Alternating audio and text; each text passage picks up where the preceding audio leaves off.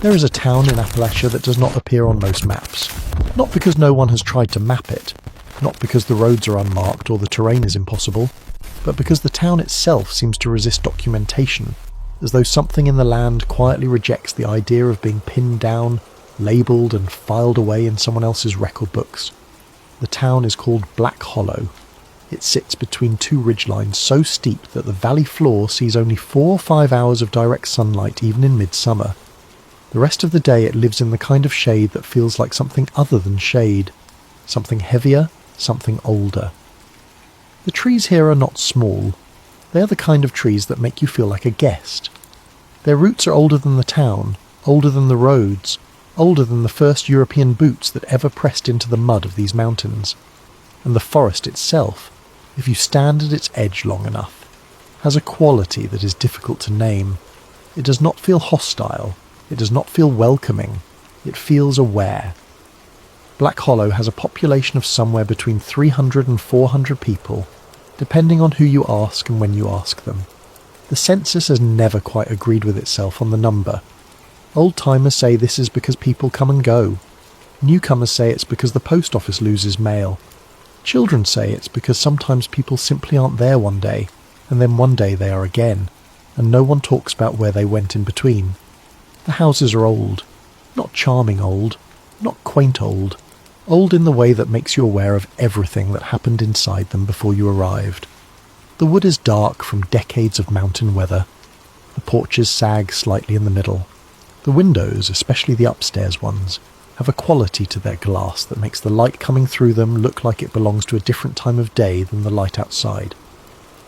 The town has 1 gas station, 1 diner, 1 hardware store, and 1 church. The church is Methodist. It is not the church that concerns us tonight. The one that concerns us never had a congregation, never had a pastor. In fact, the church that matters most in this story never had a building at all. Just a bell, ringing from somewhere inside the forest, in a place where no structure has ever stood. Locals call the area Dead Bell Ridge. They have called it that for as long as anyone can remember, which in Black Hollow means for as long as anyone is willing to admit.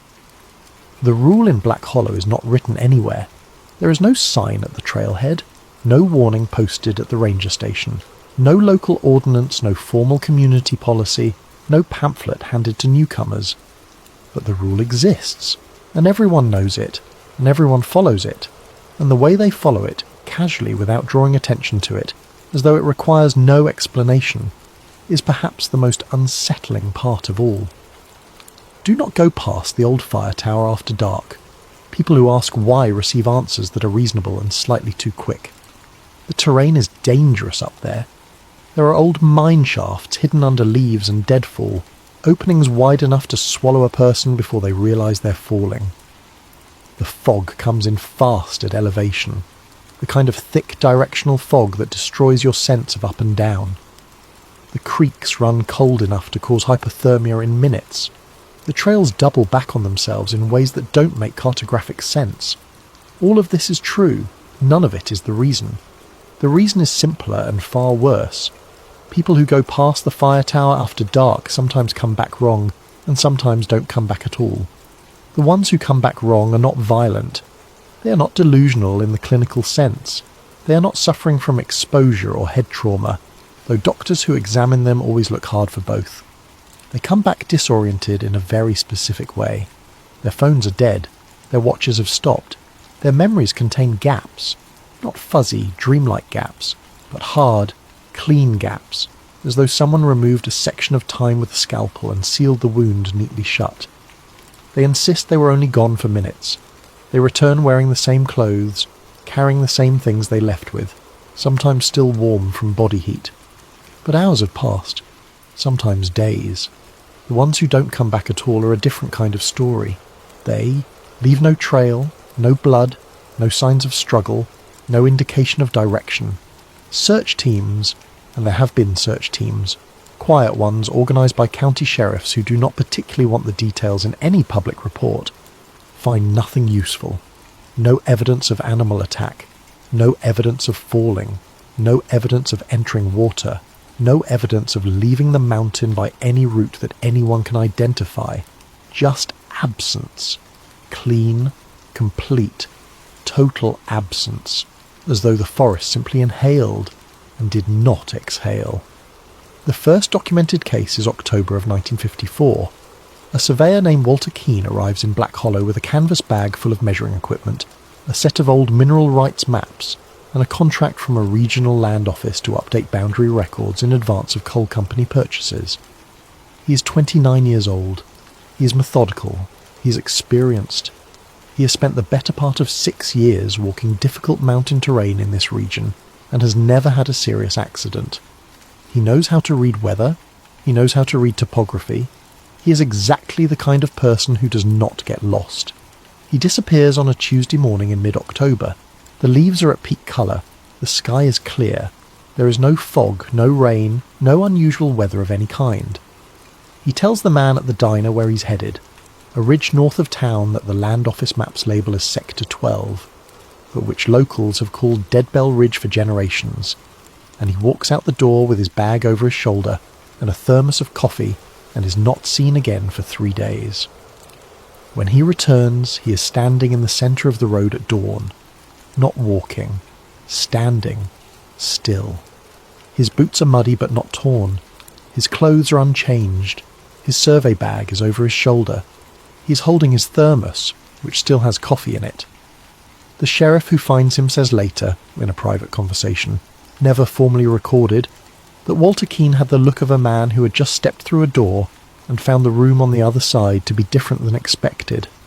Not frightened, not traumatized, confused in a specific, concentrated way, like a man doing very careful arithmetic in his head. When asked where he has been for 3 days, Keane says with complete sincerity that he's been gone for about 20 minutes. He describes what happened in careful, measured language. He was walking the ridge. He heard birds go quiet. He heard a sound from below ground, not a rumble, not a crack, but a sustained electrical hum, low and continuous like a transformer behind a fence. And then the sun moved, not slowly, not by degrees. It lurched, sideways, he says, not up or down, but sideways, as though something briefly interrupted the relationship between him and the sky. And then it was quiet again, and he walked back down the mountain. In his survey book, investigators find a map he drew of the ridge. The map is detailed, accurate, and wrong in a very precise way. It shows roads that do not exist, a junction where there is currently only forest, a water tower that has not been built, a paved parking area, fencing, what appears to be an antenna array. None of these things exist in 1954. All of them will exist by the early 1970s. The case of Walter Keane does not make the newspapers. The land office lists him as recovered and reassigned. The sheriff's report notes disorientation incident and files it under weather-related emergencies. Life in Black Hollow continues. But somewhere, someone reads the sheriff's report. Someone reads it very carefully. And in the spring of 1955, a small team arrives in Black Hollow under the cover of geological assessment. They carry federal identification. They say they are studying seismic activity and old mine stability. They are polite, professional, and careful never to say anything definitive about anything. They set up equipment in the woods north of town. They bury cables. They place sensor arrays. They walk the ridgelines with instruments that locals, peering through binoculars from a distance, cannot identify. The team is led by a government geophysicist named Dr. Harold Niven, a lean, quiet man in his mid-40s who speaks in complete sentences and never volunteers information. He's accompanied by a civilian radio engineer named Martha Ellison, who's the only one of the group who ever smiles, and an army liaison named Colonel James Rourke, who does not smile, does not explain himself, and does not stay in the local motel like the others, but instead sleeps in one of the unmarked vehicles parked on the logging road above town. Officially, the project lasts 6 months. Publicly, the team packs up and leaves. Privately, beneath the floor of an abandoned mining office on the north edge of town, they build something. They call it Station 9. It is not large. Perhaps the footprint of a modest house, all underground, accessed through a hatch concealed beneath a false shelf in the mining office's back room. But it is sophisticated, lined with electromagnetic shielding, equipped with recording equipment years ahead of what is commercially available, powered by a buried generator line connected to the county grid under a billing alias that reads as agricultural maintenance. The purpose of Station 9, as written in its founding document, a 3-page memo that will not surface for decades, is to observe, record, and attempt to characterize what it calls localized temporal displacement events occurring in the vicinity of Dead Bell Ridge. Temporal displacement events, not geological anomalies, not electromagnetic interference, not atmospheric distortion. Temporal displacement. Time. Dr. Niven's early theory is methodical and grounded, the product of a man who has spent his entire career looking for physical explanations for unusual physical phenomena. He maps the geology beneath the ridge with care. What he finds is unusual, though not immediately alarming. A deep fold of quartz-rich sedimentary rock interlaced with iron deposits, threaded through by the hollow spaces of old mine tunnels that run in directions the coal company records do not fully explain. The combination of these elements, the quartz acting as a piezoelectric material under pressure, the iron distorting local magnetic fields, the tunnels creating resonance chambers of unusual acoustic and electromagnetic character, produces effects that are measurable and strange. Compasses do not behave near the ridge. They spin slowly, then freeze, then spin again. Radio signals distort in patterns that suggest interference from a local source that cannot be found. Clocks, mechanical ones, battery-powered ones, all of them, lose time at rates that correlate with seismic microactivity and atmospheric pressure changes. All of this is strange. None of it alone is impossible. Then, on March 11th, 1957, everything changes. At 2:16 in the morning, Station 9's radio receiver, a custom-built unit designed to capture signals across an unusually wide frequency range, picks up a local broadcast, a weather forecast, a station identification, a date. The date is in 1972, 15 years in the future. The broadcast is 8 seconds long. It is faint. It is partially buried under noise, but it is identifiable. The station call sign matches a regional radio station that does not yet exist in 1957.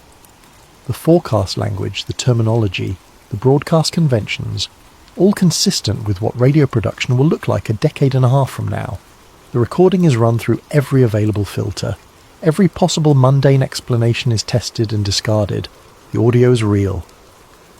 Dr. Niven writes his conclusion in a memo that is immediately classified and sealed. The anomaly at Dead Bell Ridge does not affect the perception of time. It affects access to time. The ridge does not create the subjective experience of temporal distortion in observers. It creates actual contact between distinct temporal positions. We are not studying how people experience time differently near this location. We are studying a location where different moments in time share physical proximity. In plainer language, Black Hollow does not distort time. It opens into it. Now we move forward, not 15 years, not 50. We come to the present, or something close enough to it that the details feel recognisable. A man named Dr. Caleb Rourke drives into Black Hollow on a grey November morning with a box of old papers on the passenger seat, and no particular plan. He is in his mid-30s. He is a geophysicist, not a dramatic one, not a television scientist with windswept hair and a theory about everything. He teaches earth sciences at a university, writes papers that are read by the people who need to read them and no one else, and has spent the better part of a decade building a reputation as one of the more reliable skeptics in his field. When something unusual happens, a strange tremor pattern, a magnetic field anomaly, a cluster of unexplained events in a geological context, Caleb Rourke is the person other scientists call when they want someone to explain why it is not as unusual as it seems. He has been very good at this. He has never been wrong enough to matter. The box on his passenger seat belonged to his grandfather, Colonel James Rourke, who died 3 months ago at the age of 91 and left behind very little in the way of explanation. Inside the box, a hand-drawn map of a ridge in the mountains of Appalachia, labelled in handwriting Caleb recognises as his grandfather's, with the words Dead Bell Ridge written in the top margin. A set of radio logs from something called Station 9, spanning from 1955 to what appears to be the late 1980s. A stack of photographs, black and white, showing government equipment in the woods, antennas, cable conduits, sensor housings, a hatch in the floor of what looks like an old building, and a sealed envelope yellowed at the edges, the flap secured with a strip of medical tape on which his grandfather has written in blue ink, "Do not return after the clocks stop." Caleb tells himself as he drives that there is a reasonable explanation for all of this. His grandfather was an army liaison. He worked on Cold War surveillance and reconnaissance projects. Strange documents in old boxes are exactly what you would expect from a man who spent decades in that world. The sealed envelope is dramatic, but probably contains something bureaucratic. A standing order, a security reminder, a protocol. He tells himself this. And then he opens the box again at a rest stop outside town and finds something he missed the first time. A folded sheet of paper tucked flat against the bottom of the box, with no label, no header, no date. It is a list of names, 23 names. Beside each name, 2 pieces of information, a date and a location, all variations of the same area near the ridge. And in the right margin beside each name, a single word in different handwriting from his grandfather's. A word that has been added later, in darker ink, updated over time. The word is either returned or unresolved. 17 names say returned. 5 say unresolved.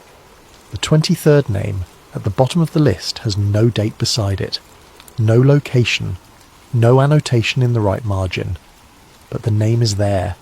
It is Caleb's name, his full name, his middle name included, spelled correctly, in his grandfather's handwriting. He does not leave. Of course he does not leave. You already know he does not leave, because the kind of person who leaves when they find their name on a list like that is not the kind of person this story is about. The kind of person this story is about is the kind who puts the paper back in the box, stares at the road for a long moment, and then drives the rest of the way into town. Caleb checks into the motel on the main street. The same motel, though he doesn't know it yet, where Dr. Harold Niven stayed in the spring of 1955. He sets up a workspace on the room's small table and begins going through the box with professional care. He's not allowing himself to feel the things the box is trying to make him feel. He is categorizing, cross-referencing, building a picture from verifiable pieces. The radio logs from Station 9 are the most detailed documents in the box. They cover decades of monitoring, with entries that become progressively more cryptic and sparse as the years advance, as though whoever was recording them had stopped expecting anyone to read them and was instead writing for themselves. The early entries are bureaucratic. Frequencies observed, signal characteristics noted, compass deviation measurements taken, clock synchronization errors logged. Then the entries change. Around 1957 the language becomes urgent. The entries from March of that year are almost breathless, precise and careful in the way of someone who understands that what they are writing is either the most important thing ever documented or the ravings of a mind that has broken under isolation. Dr. Niven's handwriting appears in the logs here, identified by the signature at the bottom of the longer entries. He writes about the radio signal from the future. He writes about the team's response. He writes about what they decide not to put in the official report. He writes, "We have agreed not to characterize the anomaly as temporal in origin in any document that will leave this station. The practical reason is obvious. The less obvious reason is that any document acknowledging this phenomenon will be used to justify experiments that will make the situation worse. We know this. We have no evidence for it, but we know it." Caleb reads this several times. The sentence that keeps stopping him is the last one. They had no evidence, but they knew it. As a scientist, he has spent his entire career treating that kind of certainty as the enemy of knowledge. Right now, sitting at a small table in a mountain motel with his name at the bottom of a list he's never seen before, he's beginning to understand how a man could know something without evidence and be right. He spends his first week in Black Hollow doing what he knows how to do, talking to people, looking at documents, overlaying data on maps. The locals are the way mountain town locals often are with outsiders, Not unfriendly, but measured. They answer what is asked. They volunteer nothing. The older ones, the ones who have lived here long enough to have grandparents buried in the churchyard, are harder to read. They don't become more closed as the questions get closer to the ridge. They become more careful, more precise in their language, as though they have thought a great deal about exactly which words to use when this conversation eventually happens. A woman named Grace Hollis, who's in her late 70s and runs the hardware store and has been running it since before Caleb was born, is the most direct. She listens to his questions without interrupting, which is unusual. Then she says, "The people who go up and don't come back aren't dead. That's the thing. You feel it. A person who's dead, they're just gone. These ones, you can feel them somewhere, like they're on the other side of a window you can't quite reach." She pauses. "The ones who come back are the ones who figured out where the window was." Caleb doesn't know what to do with this, so he writes it down and moves on. What he can do with data is different. He overlays 60 years of missing person records, pulled from county archives, sheriff's reports, old newspapers, and his grandfather's list, onto a topographic map of the area. The result is immediate and clear. Every disappearance occurs within a crescent-shaped zone, roughly 2 kilometres long and perhaps 300 metres wide, arcing around the western face of Dead Bell Ridge. The pattern is not random. It is not spread across the terrain in the way that accidents spread. It has a shape, a boundary.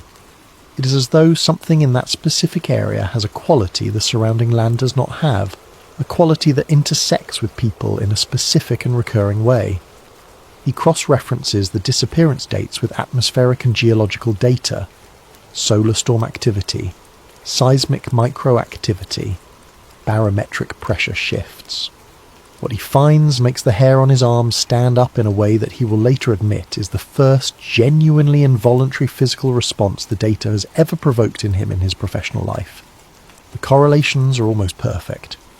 Every disappearance is preceded within 48 hours by one or more of the following: a significant solar storm, a cluster of seismic microtremors in the 1 to 3 Hz range, or a rapid barometric drop of more than 15 millibars.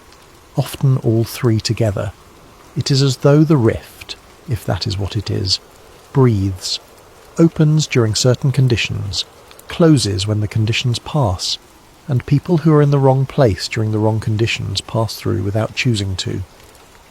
Then Evan Mallory disappears. Evan is 17.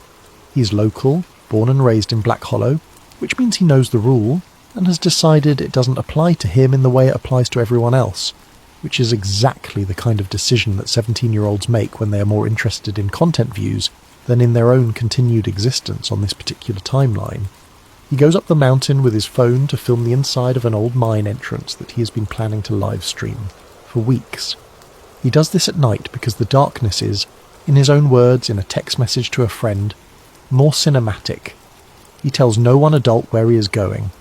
He sets up his stream at 11:40 p.m. on a Thursday and begins walking. The stream runs for 11 minutes. The first 8 are mundane. Trees, the beam of his phone flashlight, his own breathing, the crunch of dry leaves. He talks to his viewers in the easy, slightly performative way of someone who's been doing this long enough to narrate their own life without thinking about it. Then the phone swings toward the trees to his left, and the narration stops. For 23 seconds, Evan says nothing. The camera shows the edge of the forest, very dark, very still. There is no visible fog. There is no obvious source of light. But in the upper right corner of the frame, past the tree line, the darkness is slightly different from what it should be.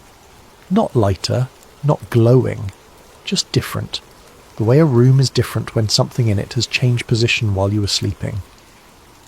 Then Evan's voice, quiet now, stripped of performance. "Why is it daylight over there?" The stream ends. Search teams find his backpack the following morning, sitting upright on the trail about 400 metres below the old fire tower. His phone is inside it. The battery is at 92%. The footage is corrupted. Not the live stream, which exists on the server, but a second video file on the device itself, which appears to have been recorded after the stream ended and contains no recoverable visual data. The file's metadata, when Caleb manages to recover it, shows something that stops him cold in the middle of the motel room at 2 in the afternoon on a Tuesday in November. The video file was created on a date that has not happened yet, a date 14 months in the future. He sets up instruments near the ridge. He does this quietly at night on foot, carrying equipment in a pack that he has told the university he is using for a solo field study in the region. He is not sure what he is looking for. He is sure he cannot ask anyone else to look with him. He places atomic clock synchronization devices at 6 points around the crescent zone. He sets up electromagnetic field meters on stakes. He runs thermal camera cables up through the undergrowth to a monitor set back from the ridge. He buries seismic sensors at 2 depths. He places a low-frequency audio recorder, the kind used for infrasound monitoring near volcanoes, in a hollow at the base of an old beech tree. Then he waits. The first 2 nights are nothing. The instruments record. The data is normal, within expected parameters for the terrain and geology. The clocks are synchronized. The EMF readings are low. The thermal cameras show the ordinary temperature signature of a forest at night. Cooler air pooling in low spots. Warmer patches where decomposing leaves generate heat. Occasional small animal movement. On the 3rd night, everything changes at exactly 2:16 a.m. All 6 atomic clocks lose 9 minutes simultaneously. Not gradually. Not in a pattern that suggests mechanical failure or battery drain. Simultaneously. 9 minutes. Gone. As though the clock stepped sideways from one moment to a moment that came later, without passing through the time in between. The thermal camera shows something in the forest that has no physical explanation. A vertical line of elevated temperature. Not a line of fire. Not an animal. Not a heat vent.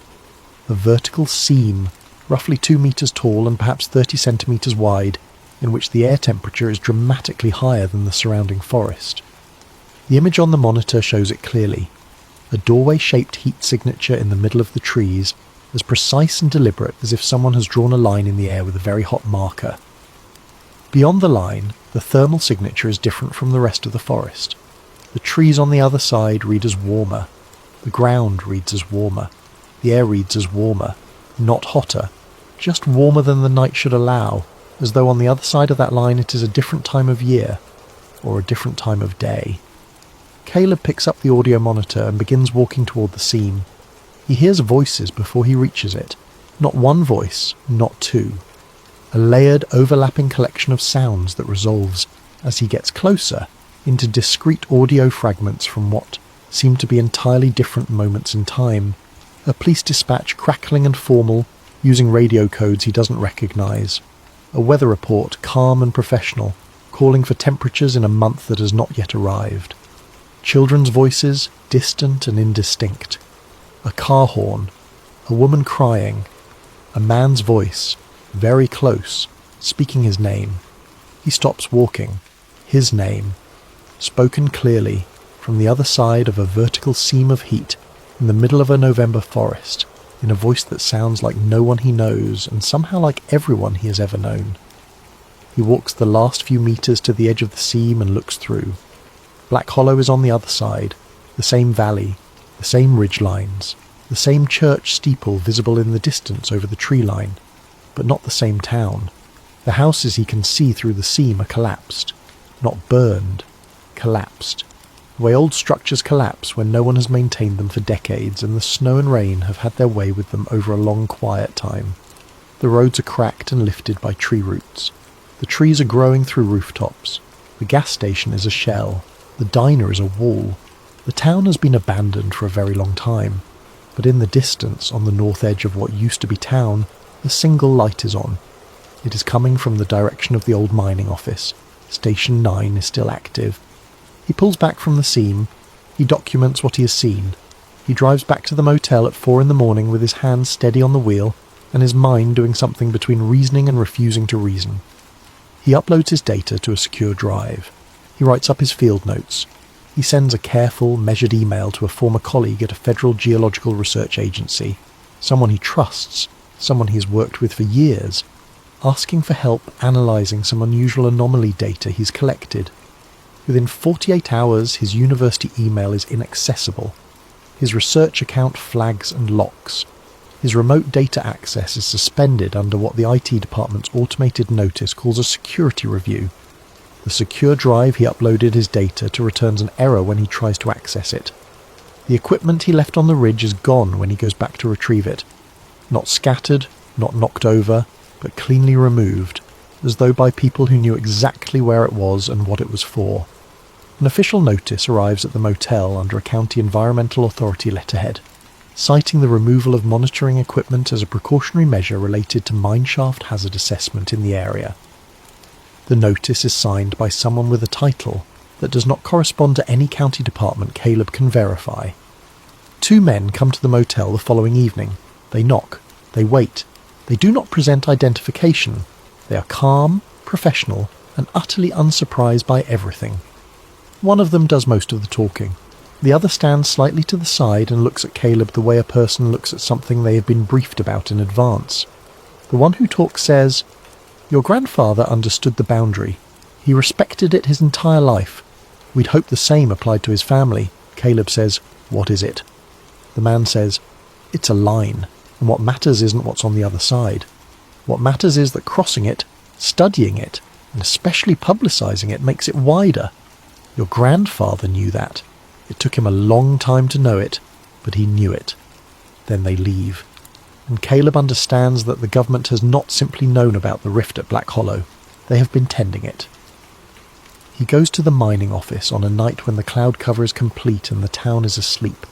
The door is padlocked, but old padlocks on old buildings in old mountain towns are not significant obstacles if you have time and the right tool. He finds the back room. He finds the shelf. He finds the hatch beneath it. Station 9 is mostly empty. The equipment has been removed over decades, systematically and without waste. The shielded walls remain. The cable conduits remain. The buried power connection, he discovers when he finds the junction box, is still live, still drawing power, still rooted under an alias on the county grid. Behind the second interior door, a heavy one, steel, locked with a combination he finds written in his grandfather's handwriting on the inside of the sealed envelope, he finds file cabinets. 4 of them, tall, sealed in plastic sheeting and secured with wire ties. He cuts the wire, pulls back the plastic and opens the first drawer. The files are labelled by year and project code. Project Crossglass, that is the name. Running from 1955 through the early 2000s in the first 3 cabinets. The 4th cabinet contains something different. Printouts. Recent ones. From automated monitoring equipment that is still running on backup power in a concealed sensor array somewhere in the building. He reads through the night. Project Crossglass was not built to close the rift or to prevent people from entering it. It was built to use it. The early phase of the project, from the mid-1950s through the early 60s, was pure observation. The team recorded everything that came through the rift and tried to make sense of it. Weather broadcasts, newspaper headlines, radio signals, fragments of audio that gave them glimpses of futures ranging from weeks to decades away. The intelligence value was obvious and immediately appreciated. The second phase, beginning in 1961, was active. Scientists at Station 9 developed a method of using electromagnetic pulses, timed to align with the natural opening conditions, to briefly widen the rift and access cleaner, more sustained transmissions from specific future dates. They could not choose the date precisely, but they could nudge it. They could aim, roughly. And what they heard was used. Not always correctly, not always wisely, but used. Project Crossglass, buried in the mountains of Appalachia under the floor of an abandoned mining office, was a Cold War intelligence operation that ran for decades on the premise that a crack in time could be used as a window into what was coming. Nuclear threats assessed before they materialized. Political instabilities anticipated before they cascaded. Economic shifts predicted before they registered in conventional analysis. Technological developments confirmed before they were announced. And always, always the project kept its central secret, that the rift was real, that it was natural in origin, and that it was growing. The third phase of Project Crossglass is documented in a section of the files that is separately tabbed and written in a different hand from the earlier material. It covers events in 1969. There was a volunteer, a soldier named Private Daniel Hask, 22 years old, from rural Georgia. He signed something that in the files is referred to simply as the waiver and is not reproduced. He wore a biometric monitoring harness and was physically connected to a mechanical tether, a steel cable anchored to the wall of Station 9, threaded through the conduit and out through the hatch and up through the tunnel system and into the forest, emerging at the edge of the crescent zone. He stepped into the rift on a March morning when the conditions were right. Solar activity elevated, barometric pressure dropping, seismic microactivity in the target range. The cable went taut at 4 seconds. The biometric monitors flatlined at 20. The cable went slack at 32 seconds, and then the tether brought him back. Private Daniel Hask returned to Station 9 alive. His vital signs resumed. He was oriented, ambulatory, and able to speak. His clothes were the same. His dog tags were the same. His face was the same. The rest of him was not. He was 50 years older. Not in appearance, though, that too. His hair was white, his hands deeply lined, his eyes carrying the specific quality of someone who has lived a long life and found it at least partly worth living. But in every measurable biological marker, the man who returned through the rift was 50 years older than the man who entered it. He was conscious and coherent for 3 hours. His final recorded words are in the file, transcribed by Martha Ellison, who had been brought back to Station 9 for the test. You opened it too early. The door was supposed to be a door, not a drain. You don't know what you've started accumulating on the other side. It's not dangerous yet. It will be. The town is the first weak point. There are others. Don't go back in. Promise me you don't send anyone else back in. He died 3 hours after returning. The cause of death was listed in internal documents as organ failure consistent with extreme old age. His body was cremated. His service record was classified. Project Crossglass was officially suspended. The rift was not closed, because no one knew how. The fourth cabinet, the recent printouts, the automated sensor array that no one has turned off because no one wants to be responsible for turning it off. Caleb finds them in the early hours of the morning, his eyes burning from the hours of reading under the light of a headlamp, and he understands almost immediately what he's looking at. The sensor array has been running for years without human review. It logs atmospheric conditions, rift activity indicators, the clock desynchronizations, the thermal anomalies, the low-frequency audio signatures, and flags events against a set of threshold parameters established decades ago.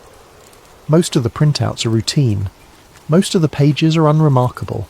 And then, 3 days after Evan Mallory vanished, the sensor array picks up a human voice transmission from inside the rift zone. It is logged, dated, time-stamped. Caleb reads the transcription that the automated system has generated. Imperfect, rough, captured from low-frequency audio at marginal signal quality. And his hands go completely still on the page. Tell them I can see the town, but no one can see me. I can see the diner from here. I can see the church. Tell them the light is different, but it's still Black Hollow. I don't know what year it is here. Tell them I'm okay. I'm okay. I just can't find the door back. The voice is identified by secondary audio markers, vocal frequency, cadence, a specific speech pattern, as consistent with Evan Mallory. He is somewhere inside the rift. He is alive. He is looking for the way home. Caleb sits in the station for a long time after reading this. Long enough that the headlamp battery begins to dim. Long enough that the sounds of the forest above him, muffled through the earth and concrete and steel, take on a different quality. Less like background noise, more like the breathing of something patient. He is a scientist. He has spent his career building arguments out of evidence and submitting them to scrutiny. He does not take leaps. He tests hypotheses. He requires reproducibility. He distrusts his own intuitions when his intuitions outrun his data. But here is what he knows. The rift is real. He has seen it, measured it, documented it, and had his documentation seized by people who already knew exactly what it was and how dangerous the knowledge of it could be. People have passed through it, some accidentally, some intentionally, some have returned, some are still on the other side, alive, looking for a way back. The government has known about this for 7 decades and has used it, experimented on it, accidentally widened it, and then sealed the information and walked away from the problem without solving it. And his name is at the bottom of his grandfather's list, which means his grandfather knew somehow at some point that Caleb would end up here, and did not try to prevent it, did not burn the files, did not destroy the documents, left them in a box with a map and a sealed envelope, and trusted that when the time came, the right person would be in the right place to do whatever needed to be done. He begins going through the cross-glass files a second time, faster now, more focused, looking not for the story of what happened but for the answer to a specific question. What, in the decades of study these scientists conducted, did they learn about how the rift can be closed? The answer, when he finds it, is both simpler and more devastating than he expected. The deepest files, the ones in the 4th drawer of the 3rd cabinet, filed under a label that reads simply Provenance Assessment, contain material that no one was meant to find quickly. They are written in a dry technical register that seems designed to keep the most extraordinary facts from registering at first reading. But when you read them carefully, when you follow the citation chains back to their sources, what they reveal is this. The government did not discover the rift at Black Hollow in 1954. They were directed to it. Station 9's founding coordinates, the precise location of the monitoring site, the depth of the hatch, the orientation of the sensor arrays, came from a document that arrived at a government research office in the spring of 1954. The document was transmitted through a communications channel that was not supposed to be active. The originating address was in code. When the code was broken, it resolved to a date. Not a date in the past, but a date in the future. The date is in 2041. A future version of this government, or something that described itself as such, had sent coordinates and instructions backward through the rift, telling the past where to build the station that would monitor and study the anomaly. The memo that analyses this discovery, written in the early 1980s by a Station 9 analyst, who has by that point spent most of her career staring into the implications of the project, ends with 3 sentences that are underlined twice and bracketed with asterisks in red pen. We did not begin this project because we found the rift. We began this project because the future told us to, and every experiment we have conducted since has made the rift larger. The station was not built to study the problem. The station is the problem. Every observation changed the future. Private Hask had said something was accumulating on the other side. Every time Station 9 widened the rift to listen, it let something out, or let something in, or changed the conditions at the boundary in some way that the future had already predicted and had desperately tried to prevent by ensuring that the station was built in the first place. The cover-up was not simply about hiding a time anomaly from the public. It was about hiding the fact that the government had created the crisis it was claiming to manage. The rift at Black Hollow was natural, ancient, probably harmless in its original state. A geological quirk, a place where the layers of time sat slightly too close together, like pages in a very old book pressed so long that they began to stick. Project Crossglass had turned it into a wound. Dawn is still an hour away when Caleb makes his decision. The remaining resonance equipment, old, backup, partial, is still connected to the station's power supply. The documentation tells him exactly how it was used. The frequency settings, the pulse sequences, the timing protocols aligned to natural rift activity. He knows enough to run it in reverse, to use the resonance system not to widen the rift, but to interrupt the electromagnetic conditions that keep it artificially amplified. To take away the thing that Station 9 has been feeding it for decades and let it return, if such a thing is possible, to whatever it was before anyone found it. But he also knows what this may mean for the people on the other side. If the rift closes, if the artificial amplification that has kept it wide and active is removed and the boundary seals, then everyone currently trapped on the other side remains there. Evan Mallory remains there. The missing locals, the old military volunteers, the accidental crossings going back to 1954, they remain there. And he does not know what there is. He has seen it, the ruined future of Black Hollow. But he does not know if the people on the other side are in that specific future, or scattered across multiple temporal positions, or somewhere in between, in the uncharted spaces that Private Hask called the place where matter cannot remain intact. He's standing at the equipment panel, his hand on the switch, not yet throwing it, when the station's old speaker system, emergency battery backup running on the same circuit as the sensors, crackles once and goes live. And then the rift, without being triggered by anything Caleb has done, opens, not wide, not catastrophically, not in the way that seizes whole people and pulls them through without warning. It opens the way it must have opened in its original state, gently, briefly, a narrowing of the distance between one moment and another. The station's thermal camera, still running, still connected, shows it happening in the forest above, and on the monitor, Caleb sees the other side. The ruined version of Black Hollow is clearly visible through the rift's opening. Collapsed buildings, cracked roads, trees growing through what were once walls and windows, the abandoned town of a possible future, carrying the weight of years that no one living here now has yet had to bear. But it is not empty. There are people standing in it. Not many. Perhaps 40. Perhaps 50. Standing in the street of the ruined town, in the space between the collapsed hardware store and the overgrown churchyard, in the uncertain grey light of a morning that belongs to a year Caleb cannot name. Some of them are wearing modern clothes, jeans, boots, fleece jackets, the practical wardrobe of mountain town life in the present day. Some of them are wearing older clothes, the heavy wool and canvas of earlier decades. 2 or 3 are in what looks like military dress from the 1960s. Some are children. They are all looking at the rift. They can see it. They can see through it, the way Caleb can see through it. They are looking at the station monitor, at the forest around the station entrance, at the thin line of late winter dark that surrounds this building on the present side of the boundary. Caleb scans the faces on the monitor. He finds Evan Mallory almost immediately. The boy is toward the back of the group, taller than some of the others, looking at the opening with an expression that is not fear and not hope, but something between them. The face of a person who has been waiting long enough to have moved past hope into something quieter and more durable.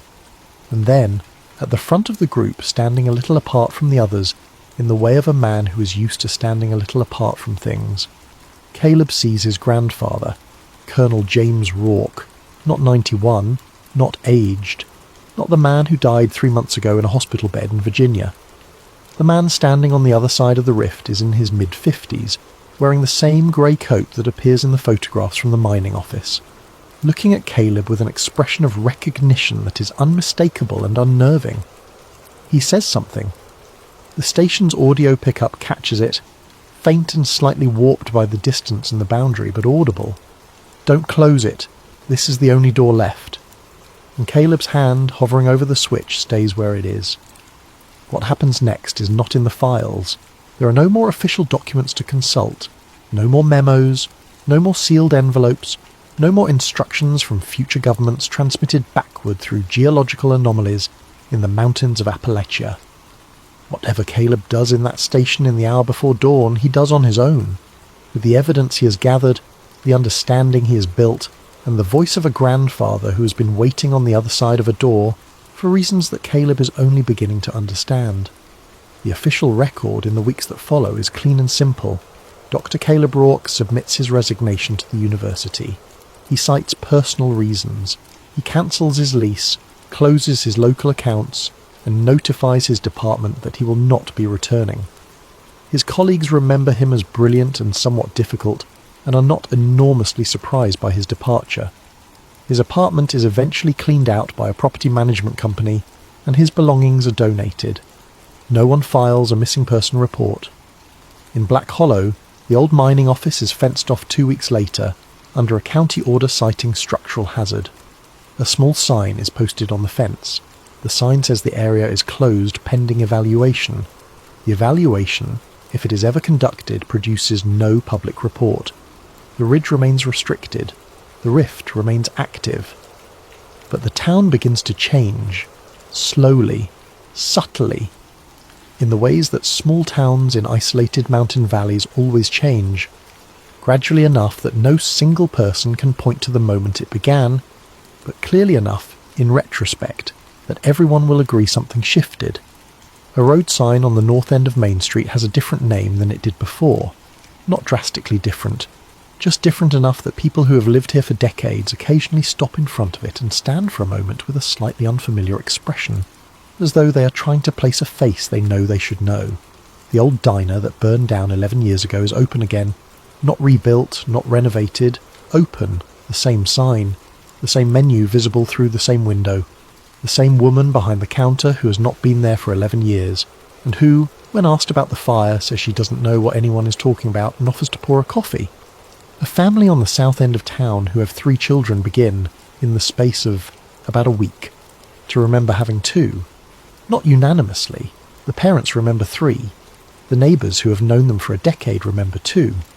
The school records are unclear in a way that the school secretary, when asked, attributes to a clerical error that she cannot quite explain.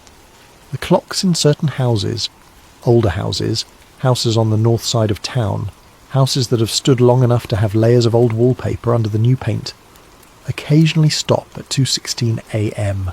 Not all of them, not every night, but enough that the residents of those houses begin, without discussing it, to set their alarms for 2:15 and lie awake until 2:17, listening.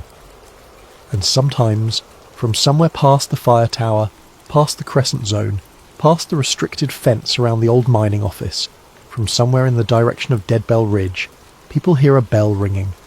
A single bell. Clear and resonant and carrying across the valley with the ease of something that belongs there. Something that has always been there. Something that this mountain has been ringing for longer than anyone knows, and will continue to ring long after anyone is left to hear it. There is no church on Dead Bell Ridge. There never was. There is no explanation for the bell. There never has been. The official files on Black Hollow say the ground is unstable, mining history, seismic sensitivity, not recommended for development or extended habitation above the valley floor. The county records list the ridge as restricted access. The Federal Geological Survey lists the area as a point of historical interest related to mineral rights litigation from the 1950s, closed to public inquiry. The locals will tell you, if you ask them on the right day at the right hour in the right place, that the mountain swallows people. They will say it matter-of-factly, the way you say that a road is icy in winter or a river floods in spring. A natural property of the terrain, something to account for and work around. They are not entirely right about this, because swallowing implies consumption, implies an end, implies that what goes in is gone. The mountain does not consume the people who pass through the rift at Black Hollow. It misplaces them. There is a difference, and it matters enormously, though it is cold comfort on a practical level. The difference is this. What is consumed cannot be found. What is misplaced is somewhere. It exists. It occupies a position. It is looking for the address it belongs to the moment it came from, the door that will bring it back to where it started. Most of what is misplaced finds its way home eventually. The mountains are patient with these things. They have been keeping track for a very long time. Close your eyes now if they aren't already closed. Let the shapes of this story settle in around you, the way the fog settles in around Black Hollow. The ruined town on the other side of the door, the bell that rings from a church that was never built, the clocks that stop at the same minute every night, the people who are somewhere instead of nowhere, looking for the window that lets them back in. Time is stranger than we give it credit for. Not strange in the frightening way.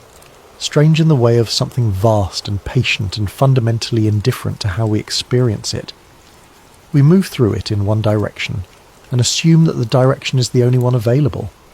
We make our maps of what came before and our projections of what comes next, and we call this knowledge, and mostly it serves us well enough.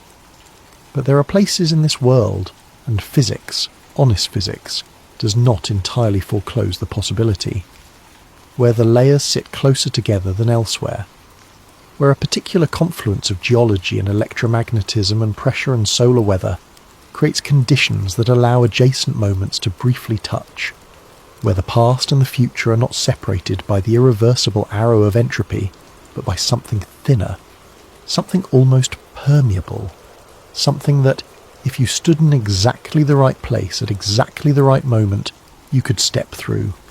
Black Hollow is a story. Everything in it is invented. The ridge, the station, the Rourke family, the rift. All of it is fiction, built for you out of the space between what science allows and what imagination reaches for. But the feeling it leaves behind, the sense that somewhere, in some mountain valley in some quiet part of the world, something old and complicated and patient is still happening. That feeling is yours to keep. Carry it lightly, it's not heavy. It just lasts a long time.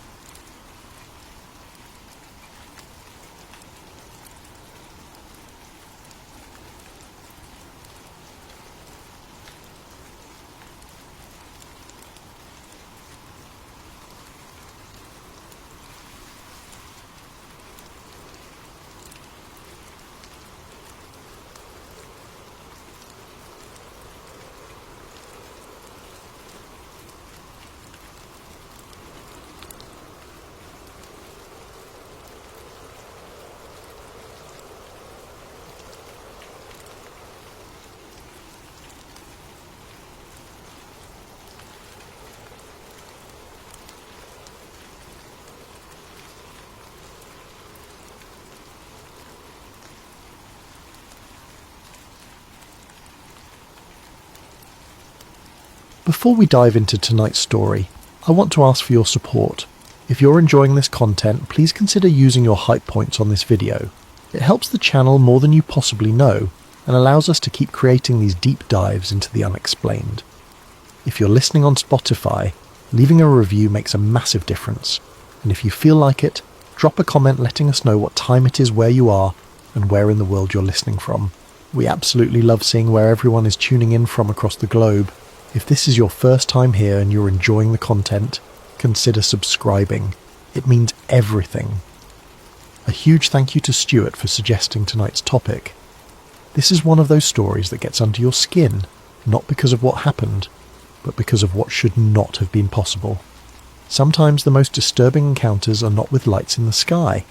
They're with people who should not exist. There are cases in UFO research that defy simple categorization.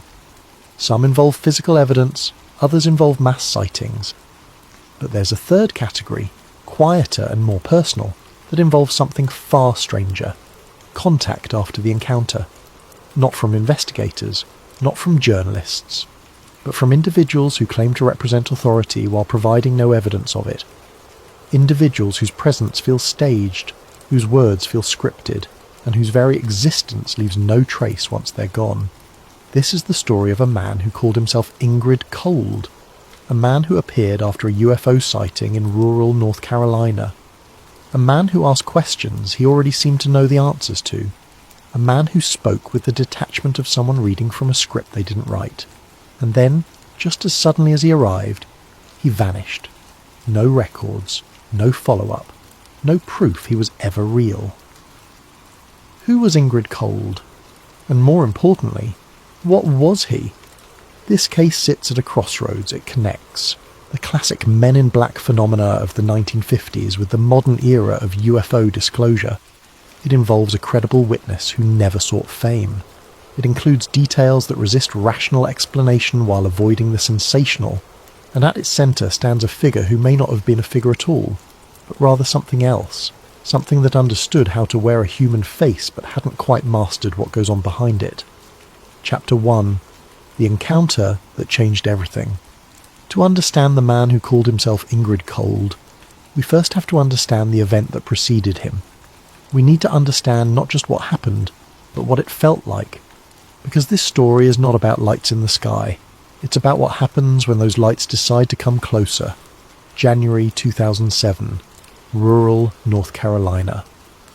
The landscape outside Fayetteville is flat and quiet.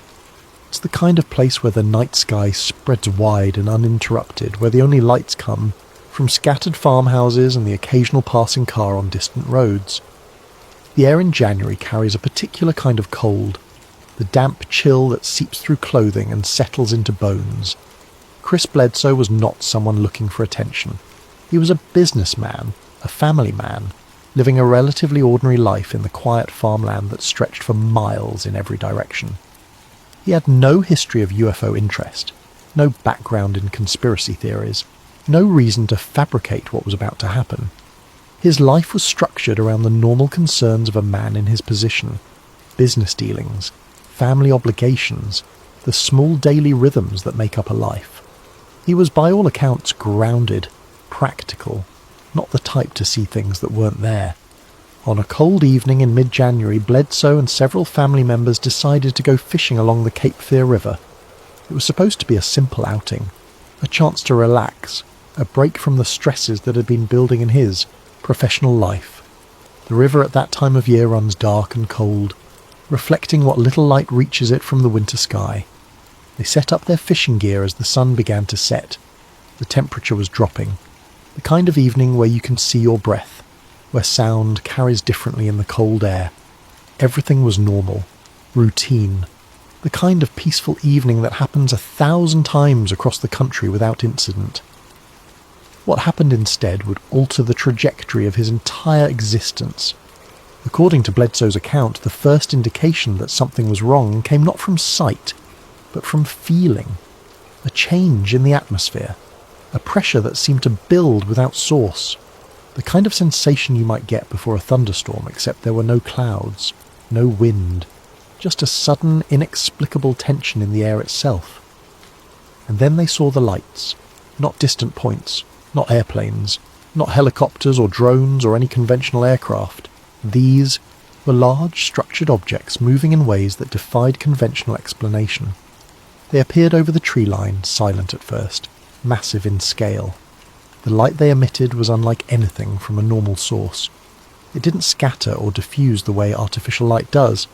It seemed almost solid, as though the light itself had substance.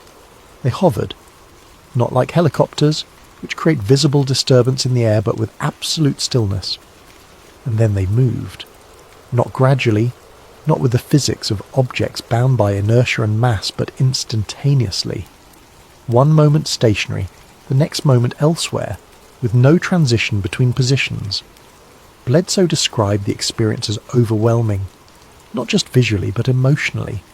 He felt drawn to the objects, compelled, as though something was communicating with him on a level beyond language, beyond conscious thought.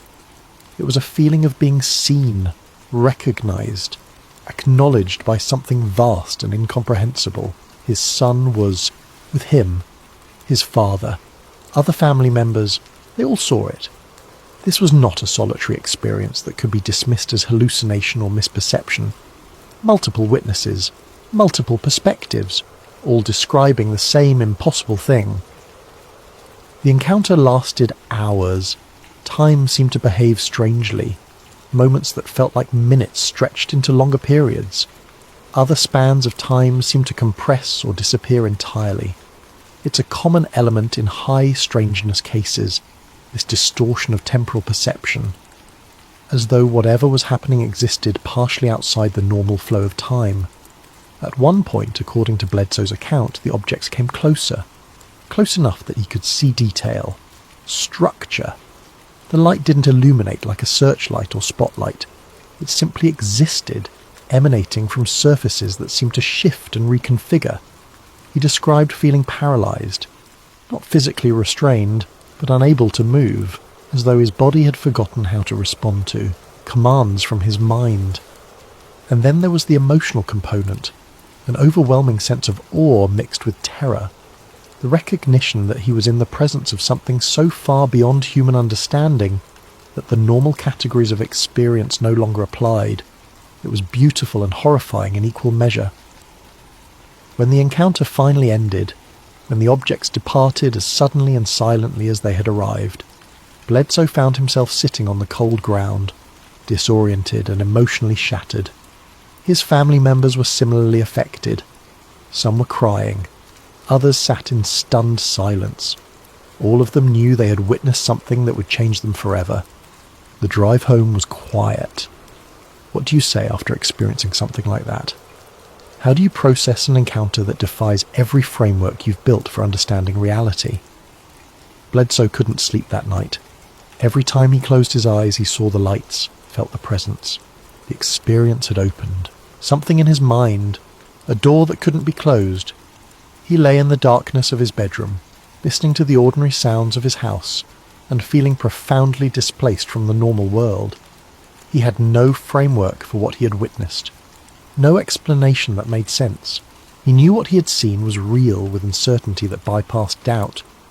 But that certainty brought no comfort, because if it was real, then everything he thought he understood about the world was incomplete. But he knew one thing with absolute certainty: this was real. What he didn't know, what he couldn't have known as he lay awake that night, was that the encounter was not over. It was only beginning. Because 3 days later, someone knocked on his door. Someone who should not have known what happened. Someone who had no reason to be there. Someone who called himself Ingrid Cold. Chapter 2. The Visitor Arrives. 3 days after the sighting, Chris Bledsoe was trying to return to normal life. Trying and failing. He had told a few close friends about the encounter. Their reactions ranged from concern to polite scepticism. Some suggested he see a professional. Others changed the subject quickly, uncomfortable with territory that challenged their worldview. It was an isolating experience, to have witnessed something profound and find no one willing to engage with it seriously. He was in his living room when he heard the knock. It was mid-afternoon, the kind of time when unexpected visitors are unusual. The knock itself was formal. 3 precise raps. Not the casual knock of a friend or neighbour. Something more official. When Bledsoe opened the door, he found a man standing on his porch. The first thing he noticed was the suit. It was dark, nearly black, but with a faint sheen that suggested synthetic material rather than quality wool. The cut was oddly generic, as though ordered from a catalogue that hadn't updated its designs in decades. Not quite contemporary, not quite vintage, just slightly wrong in a way that was hard to articulate. The man himself was unremarkable in appearance, average height, average build. His face had the kind of generic quality that makes it difficult to recall specific features. Later, when Bledsoe tried to describe him to others, he found himself struggling. Was his hair brown or dark blonde? Were his eyes blue or grey? The details seemed to slip away even as he tried to grasp them. But the expression was unforgettable. Blank. Neutral. Not the way someone looks when they're trying to appear neutral, but genuinely empty of affect. His face was like a default setting. No smile lines, no furrows from concentration or worry. Just smooth, unmarked neutrality. The man introduced himself.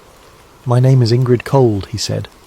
His voice was measured, each word given equal weight and spacing. There was no regional accent, no particular inflection, just words delivered with mechanical precision. "I represent a government agency," he continued. "I would like to ask you some questions about the incident that occurred 3 days ago." He did not specify which agency. He offered no identification, no badge, no credentials of any kind. He simply stood there, waiting for Bledsoe's response with that same blank expression. There was something about his demeanour that suggested authority. Not aggressive authority, the kind that demands compliance, but the subtler kind that comes from bureaucratic power.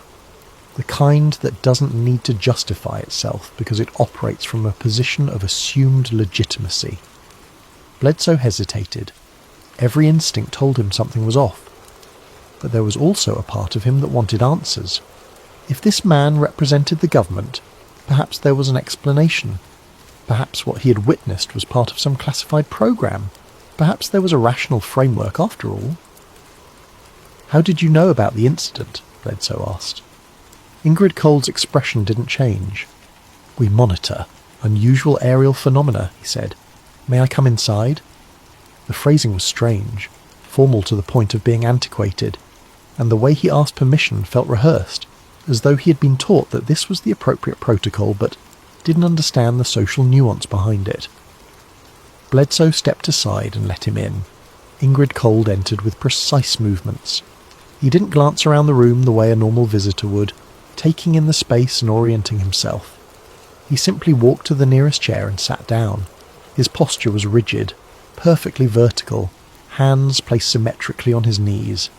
"Please sit," he said to Bledsoe, even though it was Bledsoe's own living room. Bledsoe sat.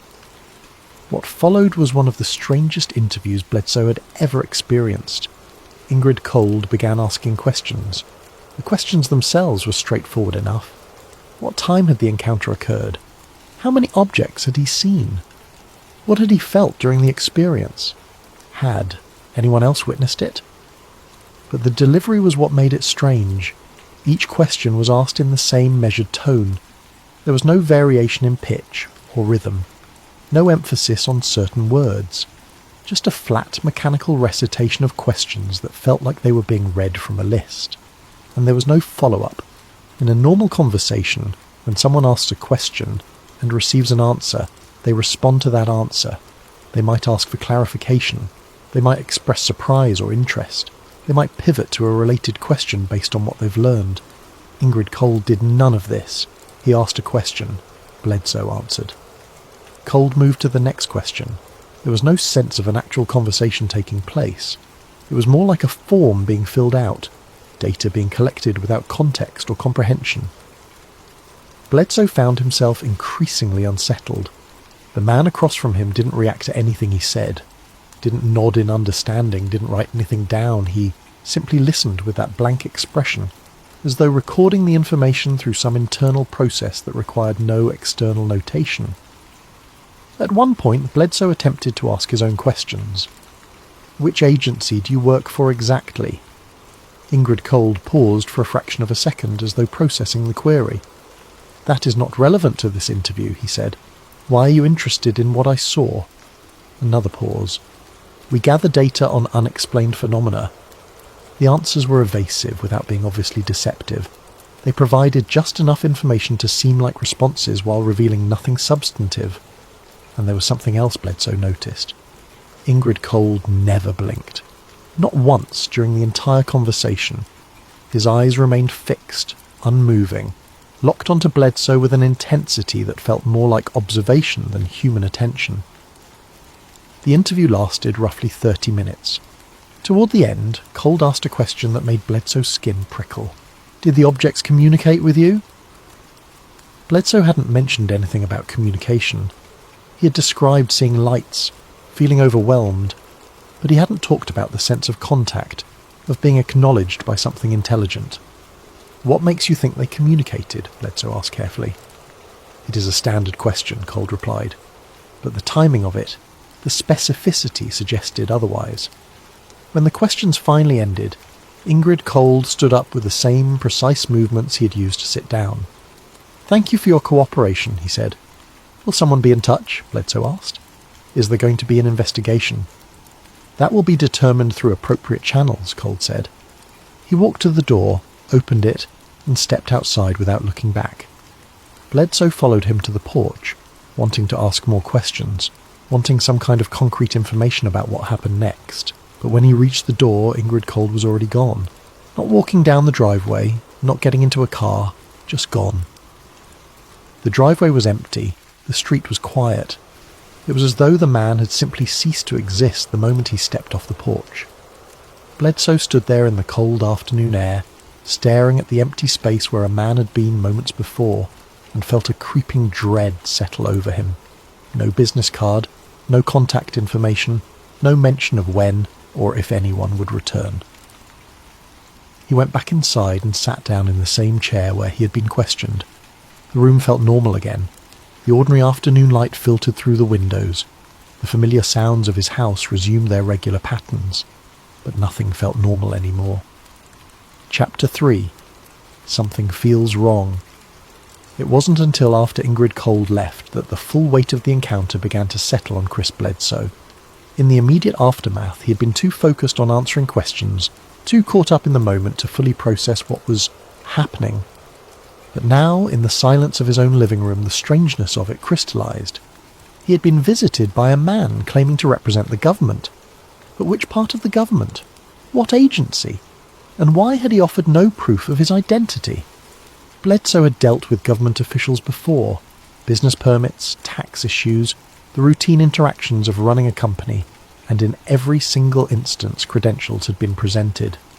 Identification had been offered. There was always a paper trail, a business card, some physical evidence that the interaction had occurred. In any legitimate investigation, this is standard protocol. Law enforcement officers show their badges. Federal agents present identification. Even survey takers carry laminated credentials. It's how trust is established. It's how authority is verified. Ingrid Cold had provided nothing. Bledsoe began replaying the conversation in his mind. The more he thought about it, the stranger it seemed. Details that had seemed merely odd in the moment now appeared profoundly wrong. Ingrid Cold's speech had been oddly formal, almost archaic in its construction. He had said things like, "May I come inside?" instead of "Can I come in?" He had used phrases like, "That will be determined through appropriate channels," when a normal person might have just said, "I don't know," or "I'll have to check." It was the kind of language you might find in an old government manual, bureaucratic phrasing from a different era. As though someone had learned how officials were supposed to speak, but was working from outdated source material. He didn't use contractions, didn't say "I'm," or "that's," or "we're."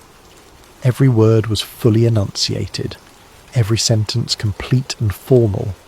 It was technically correct English, but it lacked the natural flow and rhythm of actual human speech, and there had been no small talk, none at all.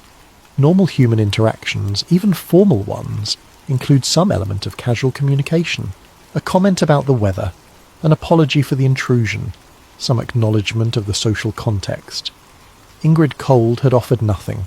No pleasantries, no moments of casual human interaction. It was as though he had been programmed to ask specific questions and nothing more. Any deviation from that program resulted in those strange pauses, those moments where he seemed to be processing before delivering his next scripted line. His movements, too, had felt rehearsed. Bledsoe remembered how Cold had sat, perfectly rigid, spine straight, hands placed with geometric precision on his knees. He hadn't shifted position once during the entire conversation, hadn't crossed his legs, hadn't adjusted his posture. He had simply maintained that same rigid position as though locked into place, and the eye contact, that unblinking stare. In normal conversation, people's eyes move. They glance away briefly. They blink. They show the unconscious movements that come with thinking and processing. Ingrid Cold's eyes had remained fixed, unmoving, locked onto Bledsoe with an intensity that suggested observation rather than engagement. It was like being watched by a camera that happened to be shaped like a person. There was also the matter of his name, Ingrid Cold. Bledsoe repeated it to himself, letting the syllables roll around in his mind. It didn't sound like a real name. It sounded constructed, artificial, like a name someone might use if they needed a name but didn't understand how names actually worked. Ingrid is traditionally a Scandinavian name, most commonly given to women. For a man to have that name was unusual but not impossible. But paired with Cold as a surname, it took on an almost allegorical quality. Cold, emotionless, detached, distant. Was it a real name, or was it a designation? A code that meant something specific within whatever system Ingrid Cold operated from? Bledsoe tried to recall if Cold had shown any personal characteristics at all, any detail that might indicate he was an actual person with an actual life. But there was nothing. No wedding ring, no watch, no pen in his pocket, no phone clipped to his belt, nothing to suggest a life beyond this single interaction. It was as though Ingrid Cold had been assembled specifically for this encounter and would be disassembled once it was complete. And there was something else. Something Bledsoe couldn't quite articulate but felt deeply in his gut. Ingrid Cold's presence had felt wrong, not threatening in an aggressive way but fundamentally off. Like watching an actor play a role they didn't fully understand. Someone going through the motions of being human without grasping what being human actually means. The uncanny valley. That's what psychologists call it. The sense of wrongness we feel when something appears almost human but isn't quite right. A mannequin in dim light, a very realistic robot, something that mimics humanity closely enough to trigger our social recognition systems but not quite perfectly enough to be convincing. Ingrid Cold had existed in that valley, close enough to human to pass at first glance. But upon reflection, upon careful consideration of all the small details, fundamentally wrong. Bledsoe stood up and walked to the window. Outside, the afternoon was peaceful. His neighbours' houses sat quiet in the fading light. Cars passed on the distant road. Everything was normal. But he couldn't shake the feeling that he had just been interviewed by something that was only pretending to be a person, and that pretense had not been entirely successful. Chapter 4. Knowledge He Shouldn't Have. In the weeks following the visit, Chris Bledsoe tried to return to his normal life. He went to work. He interacted with his family. He attempted to file away the experience as just another strange element of an already strange situation. But he couldn't, because strange things kept happening. Small things at first, synchronicities that could be dismissed as coincidence. He would think about the encounter and the phone would ring. He would decide to research UFO phenomena online, and his internet would disconnect. His electronics began behaving erratically, computers freezing, phones dropping calls, the television switching channels on its own. These could all be explained rationally. Technology malfunctions, random chance, confirmation bias. But the frequency and timing of these events created a pattern that was hard to ignore. And then there were the predictions. During their conversation, Ingrid Cold had made certain statements. At the time, Bledsoe hadn't paid much attention to them.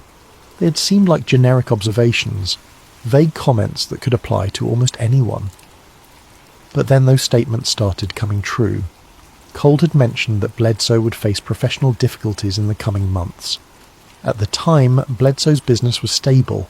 There was no indication of problems, but within weeks, deals began falling through. Clients became unreachable. Financial pressures mounted in ways that seemed to come from nowhere. Cold had mentioned that Bledsoe would have difficulty sleeping. Another generic statement that could apply to almost anyone under stress. But Bledsoe began experiencing severe insomnia. Not the normal kind where you have trouble falling asleep. This was different. He would lie awake for hours, feeling completely alert, as though sleep itself had become impossible. And when he did finally drift off, his dreams were vivid and disturbing. Cold had asked if Bledsoe would be speaking to researchers about his experience. At the time, Bledsoe had no plans to do so, but within a month, he found himself being contacted by UFO investigators who had somehow learned about his encounter. People he had never met, people who claimed to have heard about his experience through channels he couldn't identify. How had they known? He had told only a few close friends. He had not filed any reports.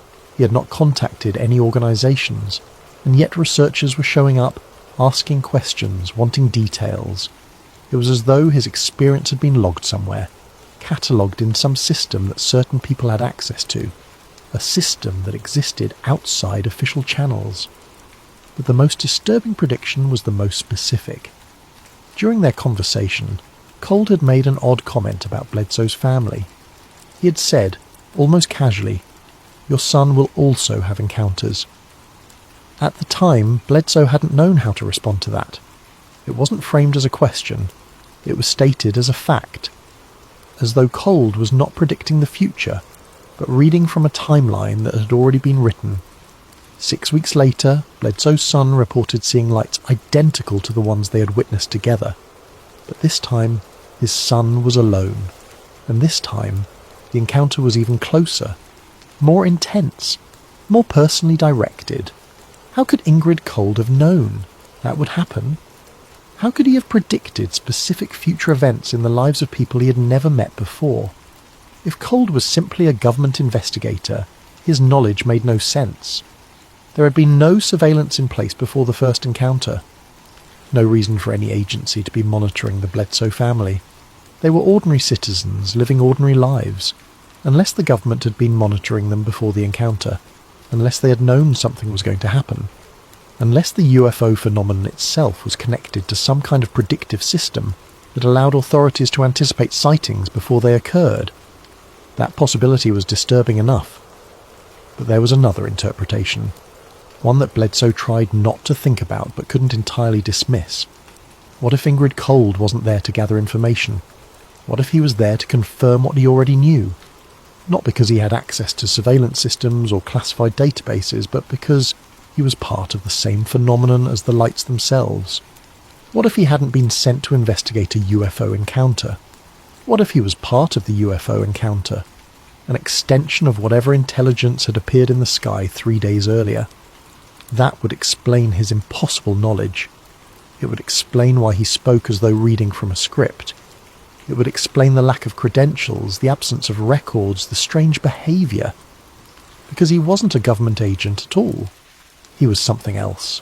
Something that understood it needed to appear as a government agent, but didn't quite know how to execute that appearance convincingly. Bledsoe kept these thoughts to himself. He knew how they sounded. Paranoid, conspiratorial, the kind of thinking that gets people dismissed as unstable. But he also couldn't ignore what he had experienced. The encounter was real. Ingrid Cold was real. The predictions that came true were real. And somewhere in that reality was a truth that resisted conventional explanation. This is where the encounter shifts from strange to genuinely unsettling. Because if Ingrid Cold was simply an investigator, his knowledge could potentially be explained. Maybe he had conducted surveillance. Maybe he had interviewed others who were present. Maybe he had access to classified monitoring systems that tracked UFO phenomena. But if he wasn't an investigator, if he was something else entirely, then his knowledge suggests something far more disturbing. That he wasn't there to gather information. He was there to let Bledsoe know he was being watched. To establish that the encounter was not over. To make it clear that whatever had appeared in the sky that night had not simply observed and left. It had marked him, and it would be back. Chapter 5. The Men in Black Parallel. The story of Ingrid Cold does not exist in isolation. It is part of a much larger, much older pattern. A pattern that stretches back to the earliest days of modern UFO research and continues into the present day. A pattern that involves strange visitors who appear after sightings and leave witnesses more confused than enlightened. They are called the Men in Black.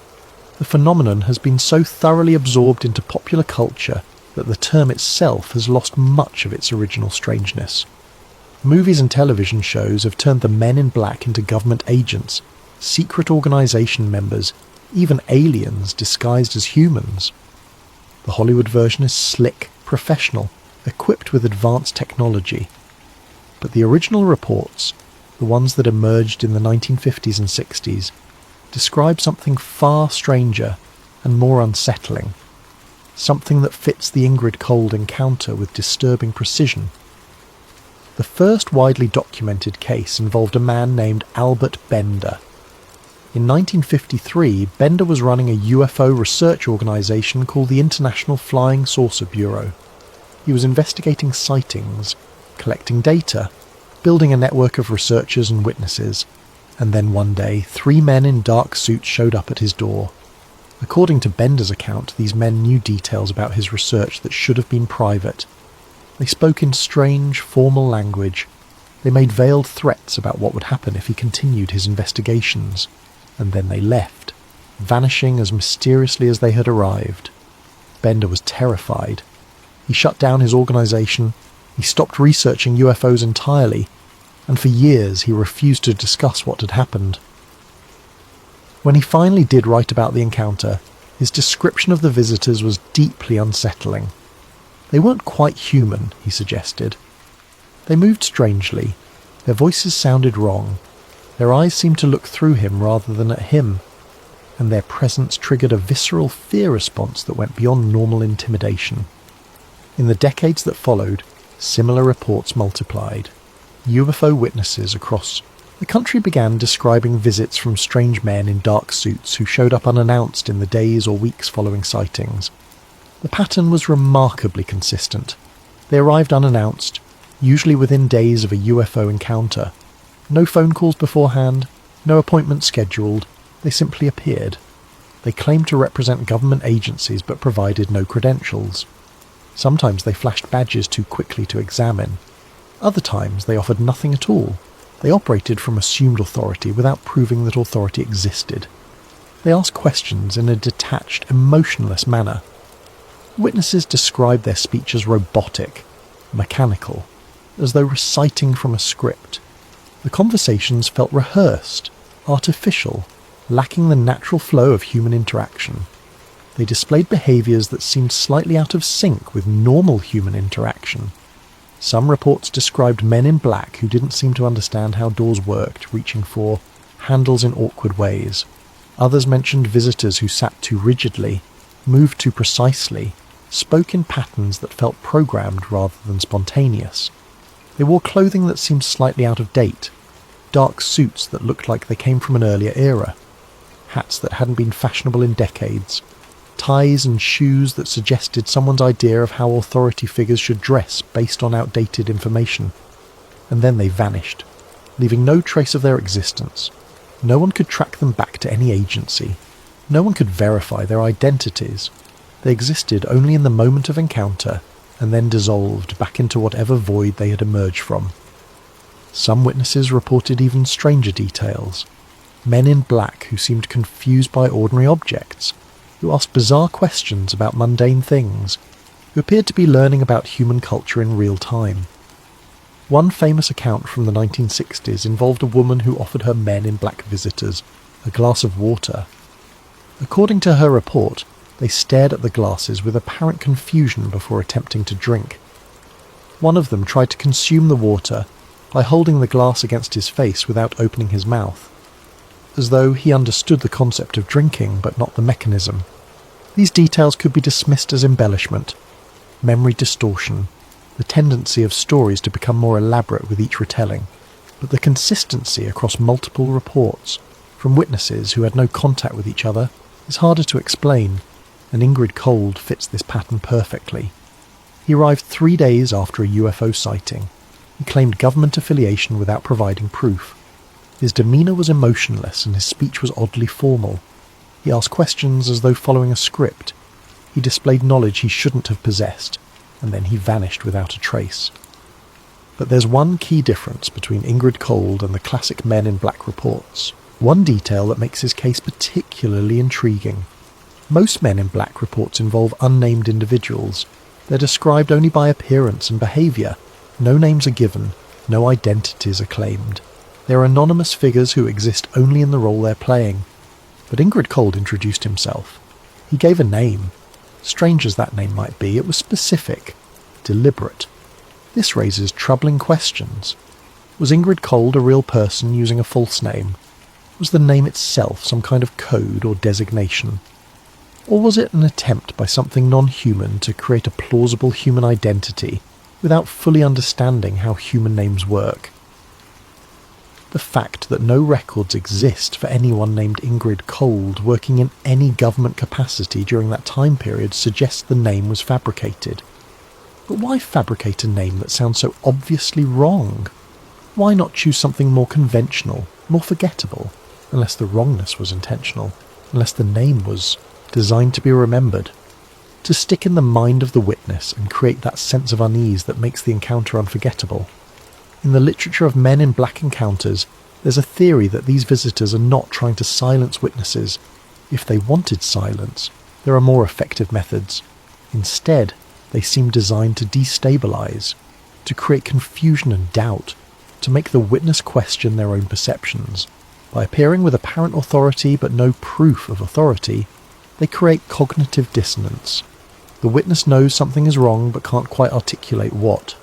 They want to report the encounter, but to whom? The visitors claim to be from the government. How do you report a suspicious government agent to the government? It's a psychological trap, and it's remarkably effective. Chris Bledsoe experienced exactly this. After Ingrid Cold's visit, he attempted to verify the encounter. He called local authorities, he contacted federal agencies, he tried to find any record of an investigation into his sighting, and he found nothing. No one had authorized an interview. No one had sent an investigator.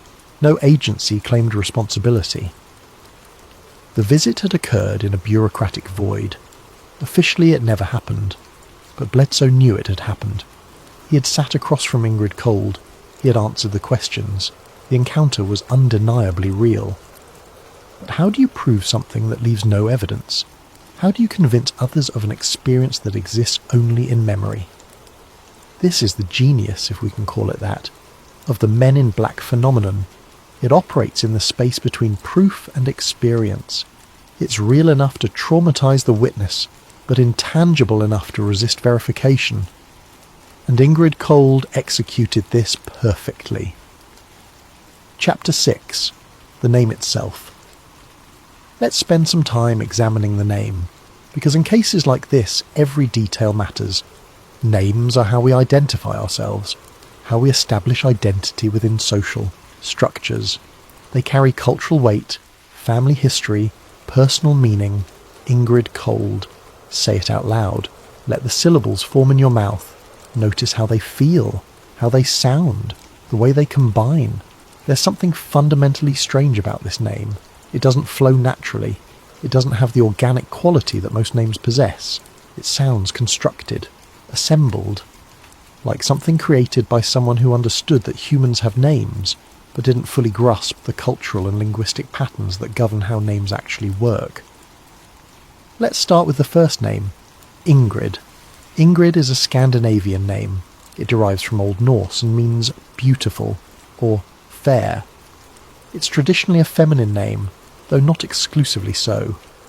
It was popular in Scandinavian countries and among Scandinavian immigrant communities in America during the early to mid-20th century. For a man to have the name Ingrid is unusual, not impossible. Names sometimes cross gender boundaries. Parents make unconventional choices. Cultural contexts shift, but it's uncommon enough to be notable. The name also carries a specific cultural and temporal association. It feels like a name from a particular era, the 1930s through the 1950s, the age of Ingrid Bergman and similar cultural figures.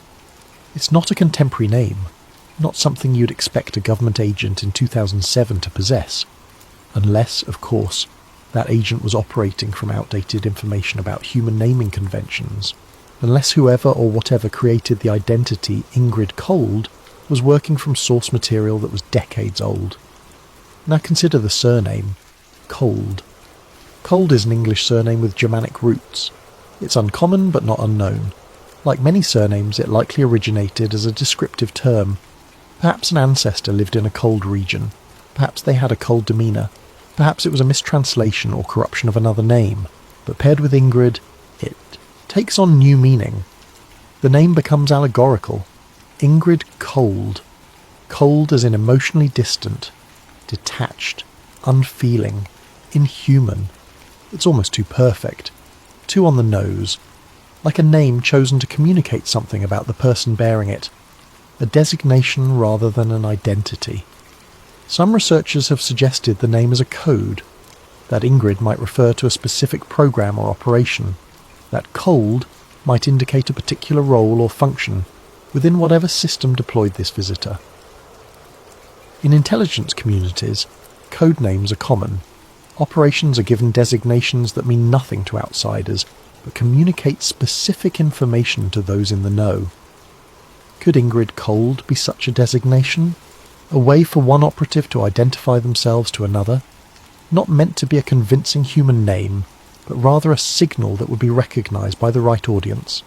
Others believe the name is a translation error. This theory suggests that whatever entity Ingrid Cold truly was, it was attempting to translate its actual designation into human language, and arrived at something that was close but not quite right. Like running a phrase through a faulty translation algorithm and getting output that's technically correct, but sounds wrong to a native speaker.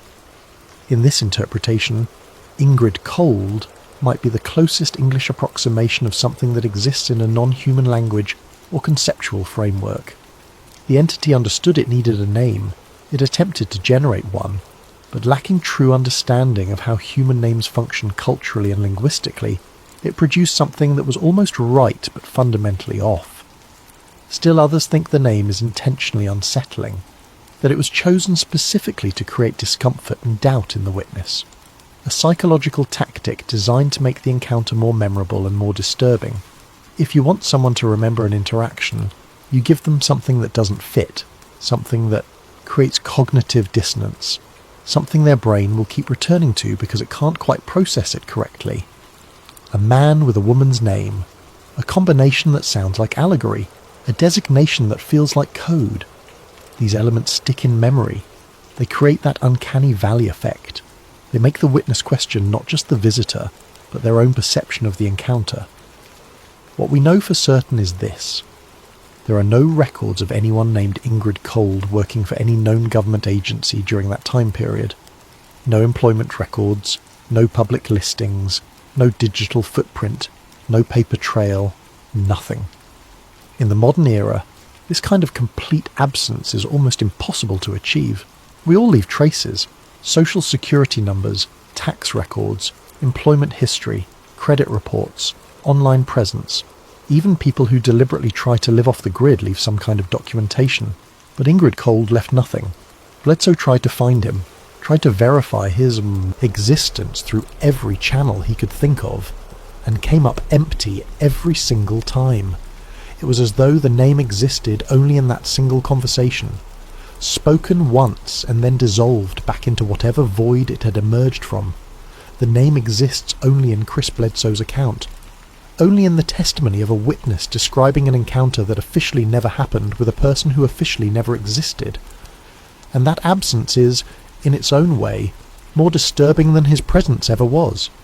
Because if Ingrid Cold was a real person using a false name, there should still be some trace of the real person, some way to track backwards from the encounter to an actual identity.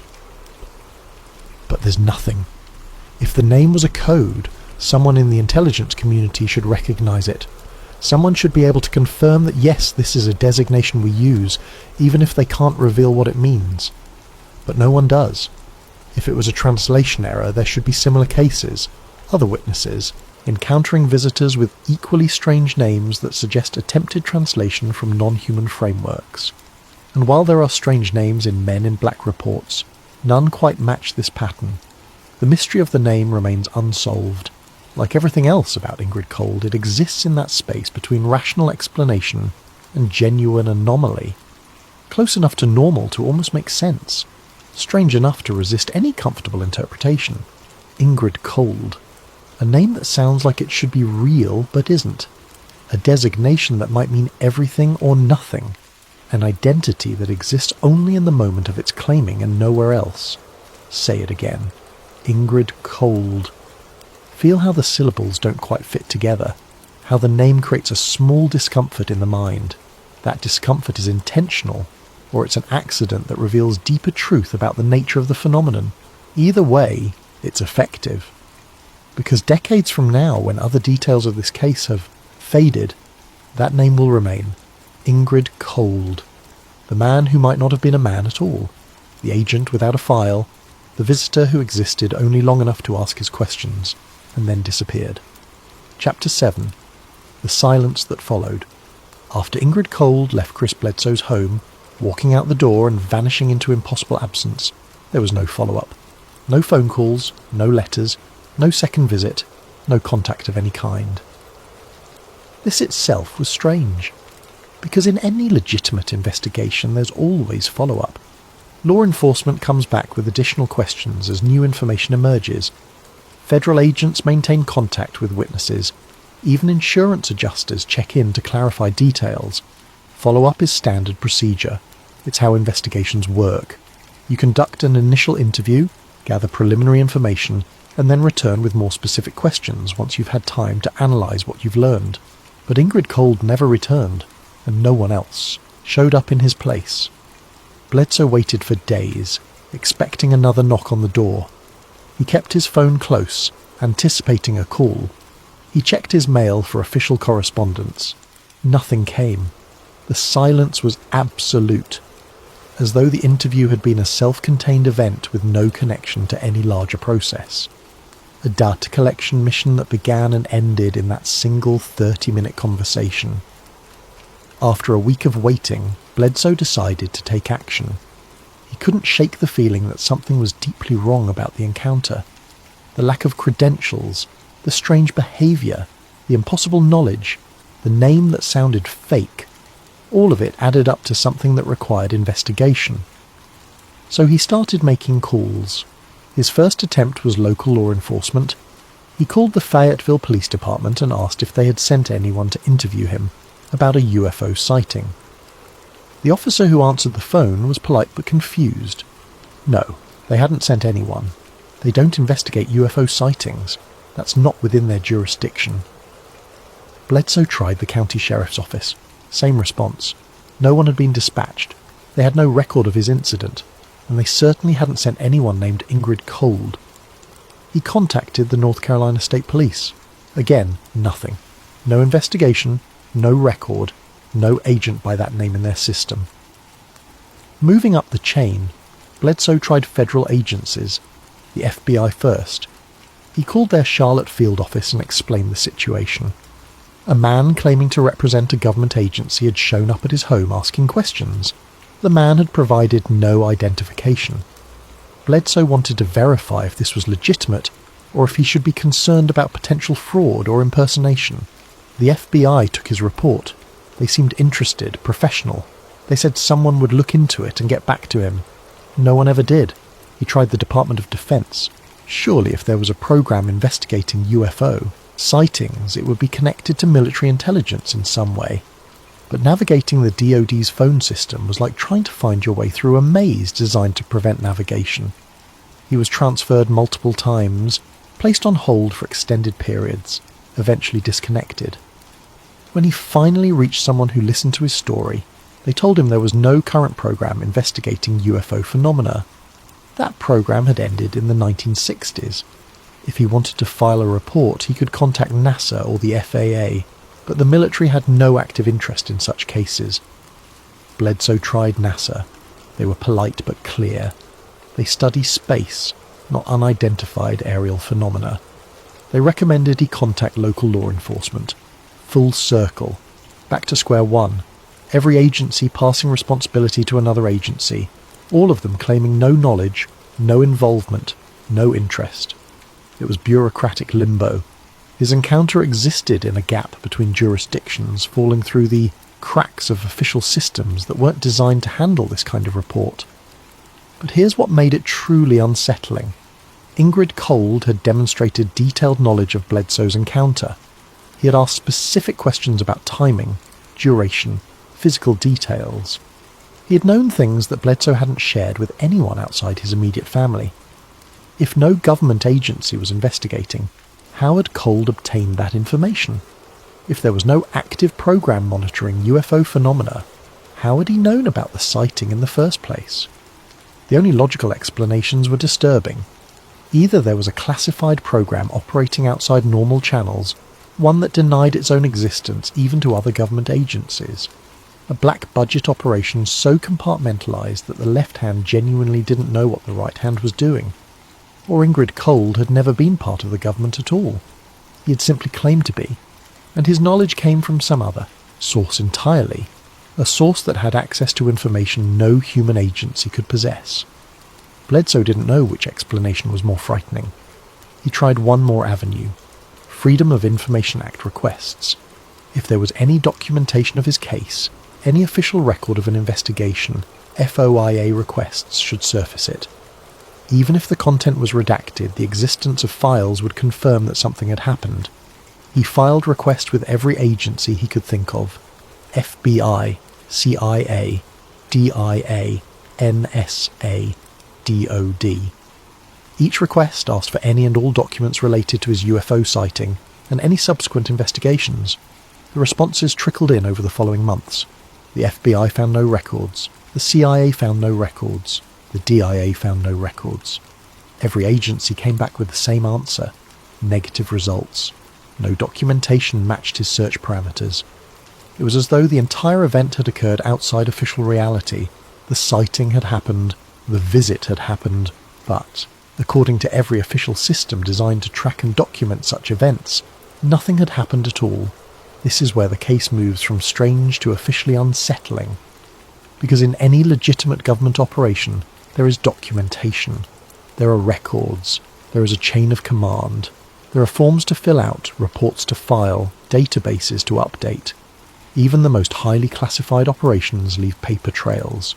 They exist in systems, even if those systems are compartmentalized and access restricted. When the government interviews someone, that interview generates documentation. An agent files a report. The information is logged. The case is assigned a number.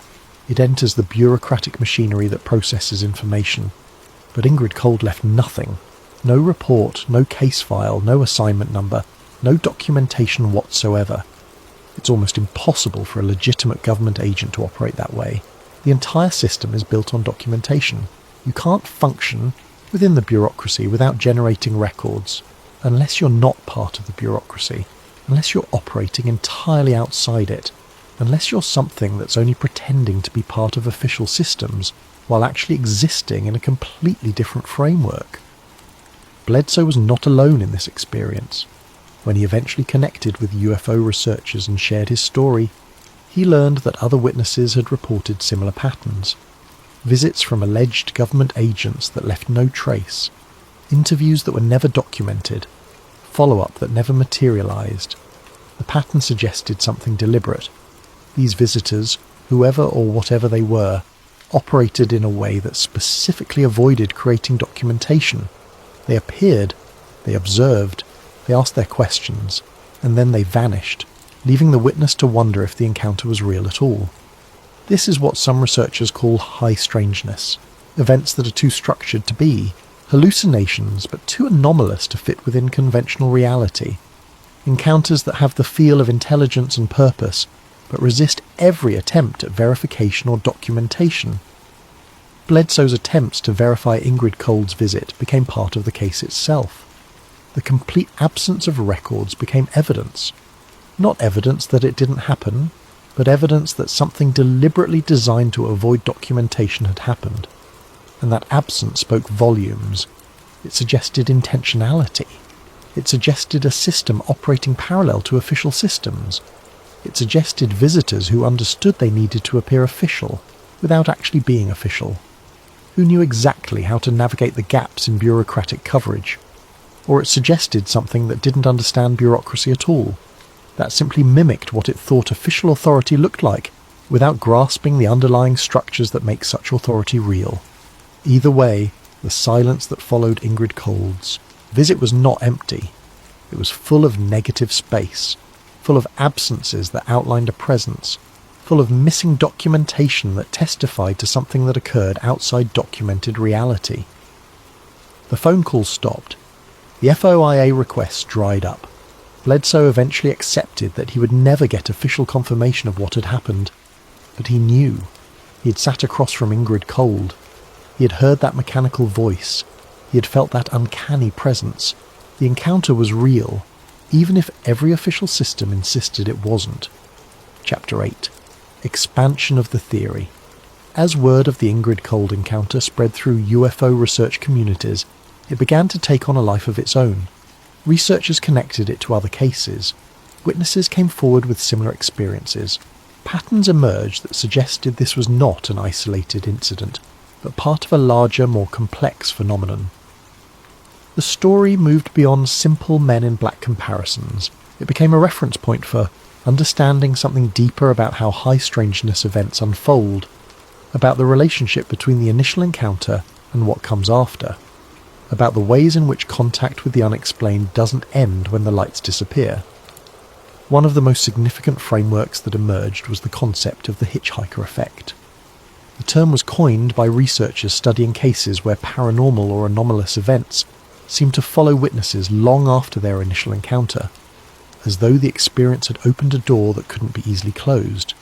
The pattern was remarkably consistent across diverse cases. Someone witnesses a UFO. The immediate encounter ends. They return to normal life. And then strange things start happening.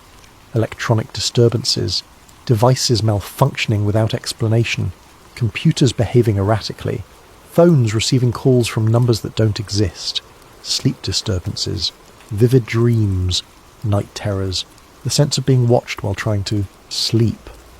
waking up in positions or locations different from where they went to bed, synchronicities, meaningful coincidences that pile up beyond statistical probability, seeing repeating number patterns, encountering people who mention the exact thing you were just thinking about, experiences that feel orchestrated. And then there were the visitors, not just men in black, though they were certainly part of the pattern, but also other strange figures, people who appeared at odd times, asked bizarre questions, and then disappeared without explanation. In some cases, these visitors claimed to be checking meters or delivering packages, but when the witness looked outside moments later, no vehicle was visible. When they checked with utility companies or delivery services, no one had been dispatched to their address. The hitchhiker effect suggests that UFO encounters are not discrete events. They're not something that happens and then ends. They're more like infections, contaminations. Once you've had contact, you're marked, tagged, and the phenomenon continues to interact with you in ways that are subtle, confusing, and deeply disorienting. Chris Bledsoe's experience fit this pattern perfectly. The UFO encounter on the Cape Fear River was just the beginning. Ingrid Cold's visit was the next phase, and then came everything else. The electronic disturbances. His computers failed at critical moments. His phone would ring and no one would be on the line, or a voice would speak in that same flat, mechanical tone he had heard from Ingrid Cold. The sleep disturbances. He would wake at exactly 3 a.m, night after night, feeling completely alert as though something had woken him deliberately. His dreams became populated with strange figures who asked questions and spoke in formal, archaic language. The continued sightings. The lights appeared again, multiple times, sometimes alone, sometimes with family members present, always with that same sense of being acknowledged, recognised, tracked, and there were more visitors, not always claiming to be government agents, but always appearing unexpectedly and behaving strangely. A man who showed up claiming to be conducting a survey, but asked questions that seemed designed to assess Bledsoe's mental state. A woman who appeared at his workplace asking about the events, without specifying which events she meant.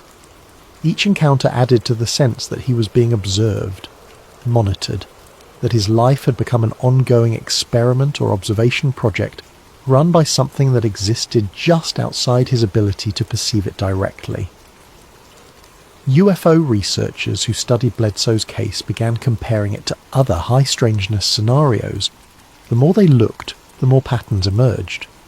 There was the case of John Keel, the researcher who coined the term Men in Black, and documented countless similar encounters during his investigations in the 1960s.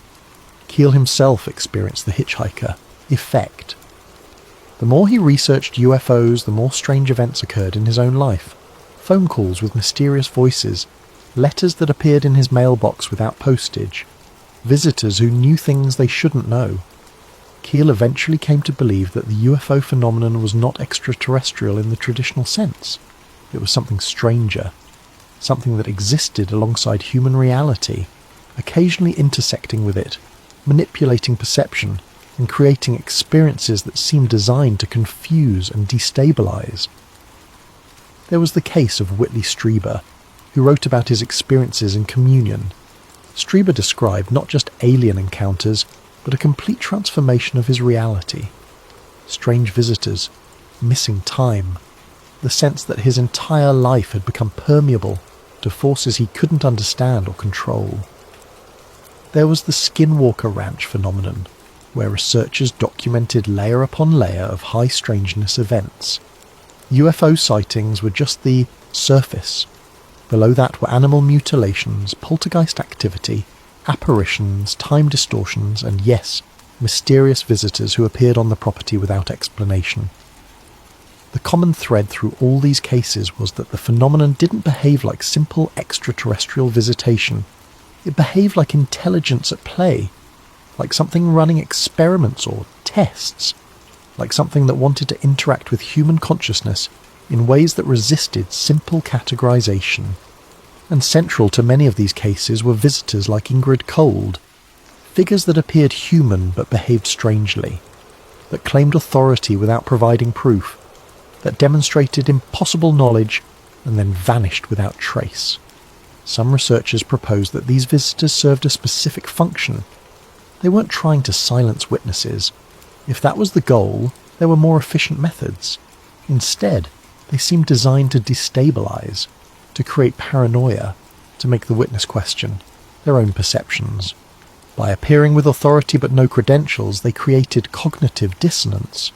The witness knew something was wrong but couldn't articulate what. They wanted to report the encounter but didn't know to whom. The visitors claimed to represent official systems, so how do you report them to those same systems? It was a psychological trap, and it was remarkably effective. Witnesses became isolated. They stopped talking about their experiences. They withdrew from research communities. They questioned their own memories and perceptions. If the goal was to prevent information from spreading, this method worked better than direct threats or intimidation, because it turned the witness's own mind against them. But here's where the theory gets darker, and more disturbing in its implications. Some researchers suggest that these follow-up encounters are not just monitoring or intimidation. They serve a deeper function. They're part of the experience itself. The UFO sighting is not the event, it's the trigger. The real interaction happens in the days and weeks and months that follow. In this interpretation, beings like Ingrid Cold are not separate from the UFO phenomenon. They are the UFO phenomenon, manifesting in a different form. The lights in the sky get your attention. They create the initial trauma or transformation, and then the phenomenon continues to interact with you through forms that are more personally invasive, through visitors who appear in your home, through dreams that feel more real than dreams should feel, through synchronicities that erode your confidence in consensus reality. The goal, in this framework, is not observation, it's transformation. The phenomenon is trying to change how you perceive reality, to open doors in your consciousness that you didn't know existed, to make you permeable to experiences that most humans never have access to. Why would it do this? We can only speculate. Perhaps it's conducting an experiment. Perhaps it's trying to communicate in the only way it knows how. Perhaps it's preparing certain individuals for something. Perhaps there is no goal at all, just interaction for its own sake. What we do know is that witnesses like Chris Bledsoe never fully return to normal. The experience marks them permanently. They become different people, more open to strange possibilities, more willing to question consensus reality, more aware that the world contains depths most people never perceive. In this interpretation, Ingrid Cold was not there to investigate or intimidate. He was there to continue the contact, to let Bledsoe know that what had begun by the Cape Fear River was not over, to ensure that he understood on some level that bypassed conscious thought that he had been chosen, marked, brought into a reality that most people never access. And if that's true, it worked. Because Bledsoe's life was never the same.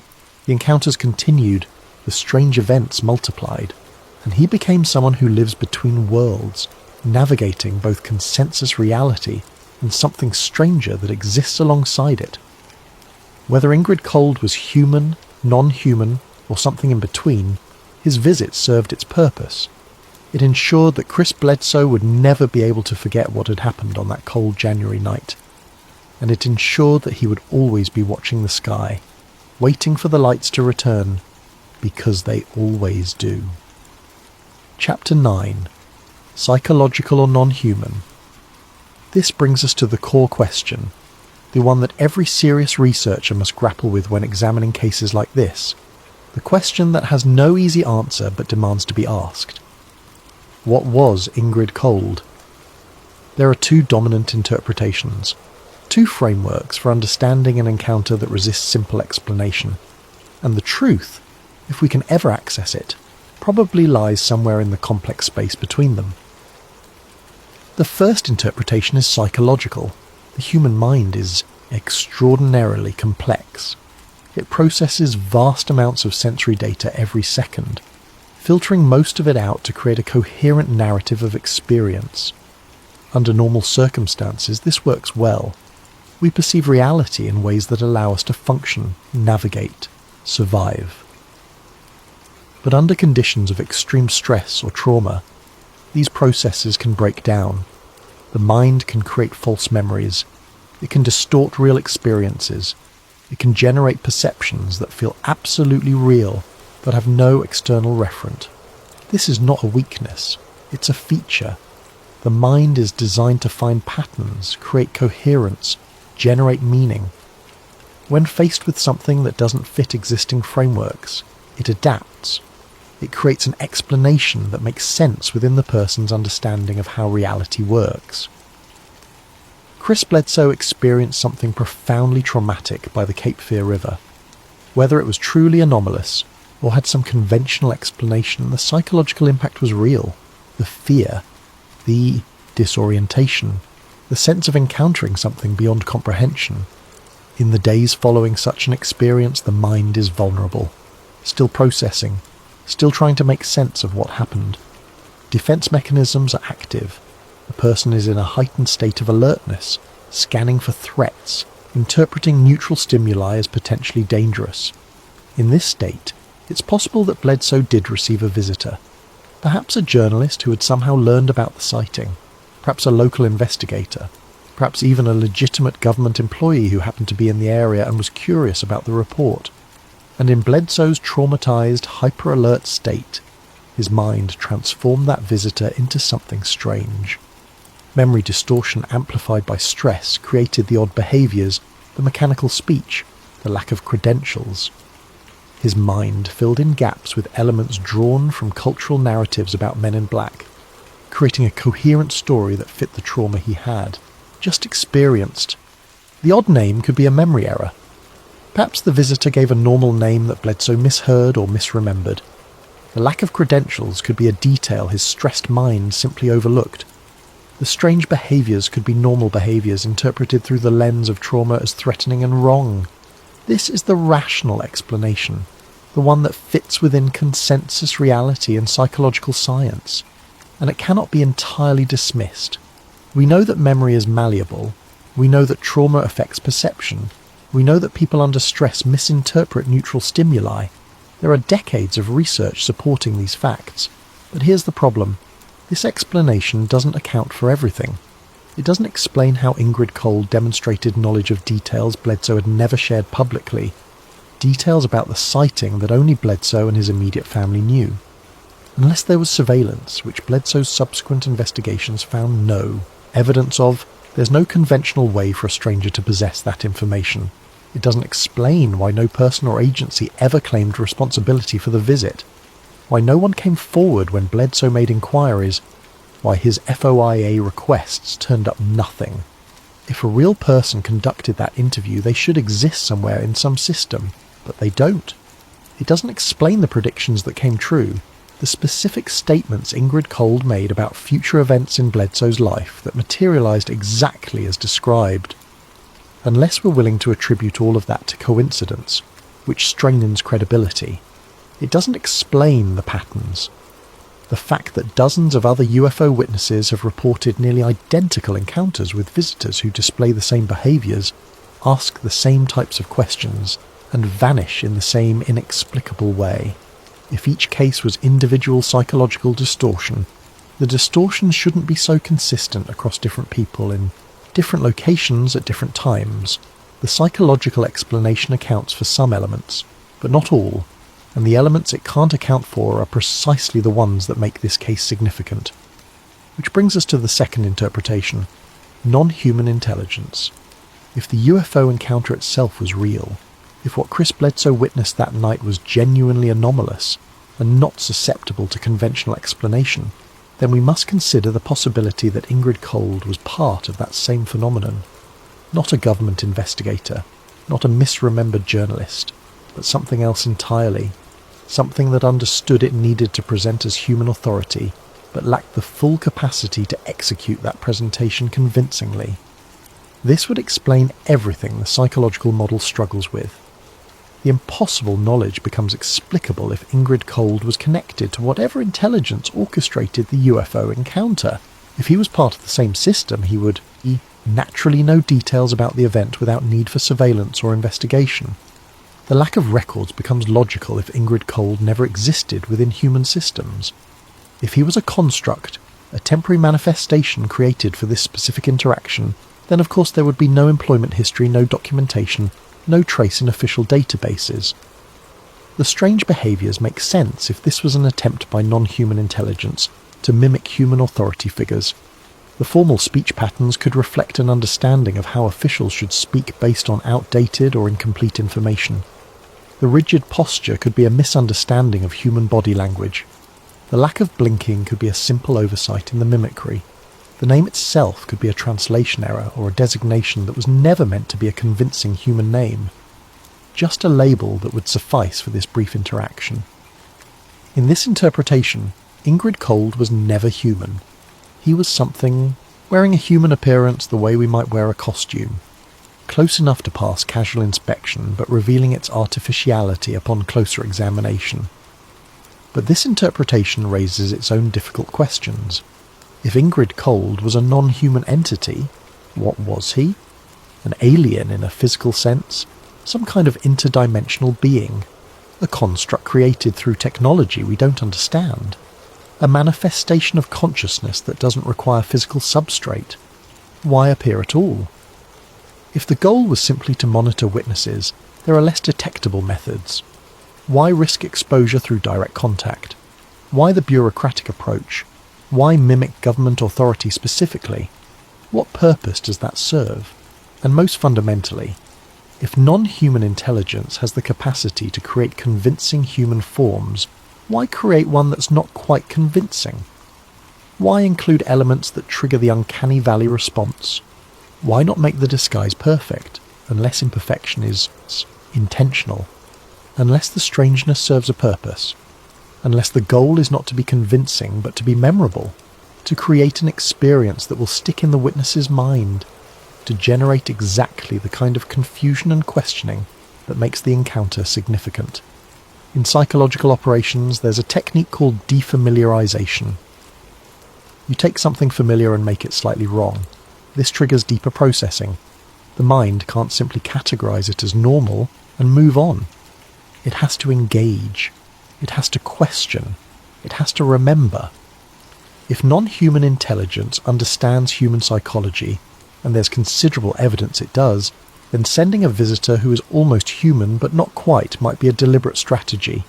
It ensures the witness will remember, will question, will be transformed by the experience. But here's the deepest question, the one that both interpretations struggle with.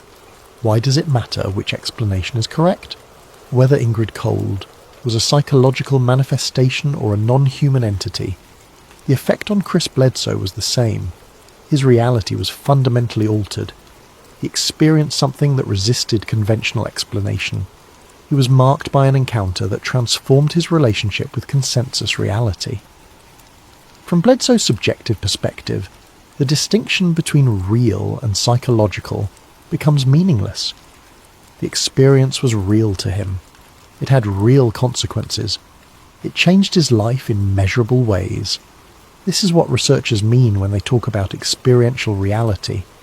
What matters is not necessarily what objectively occurred, but what the witness experienced and how that experience affected them. Ingrid Cold existed. Maybe not in the way a normal human exists, maybe not in physical space the way we understand it, but he existed in Chris Bledsoe's experience, and that existence had consequences. The two interpretations, psychological and non-human, are not necessarily exclusive. Reality may be stranger and more complex than either framework alone can capture.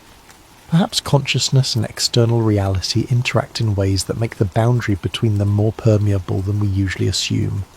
Perhaps high strangeness encounters occur in a space where psychology and objective reality blur together, where the mind's capacity to create experience intersects with genuine anomalous phenomena, where the question, did this really happen, becomes impossible to answer because it happened in a mode that doesn't fit our categories of real versus imaginary. The case of Ingrid Cold remains unresolved. We have one witness's testimony. We have patterns that connect this case to many others.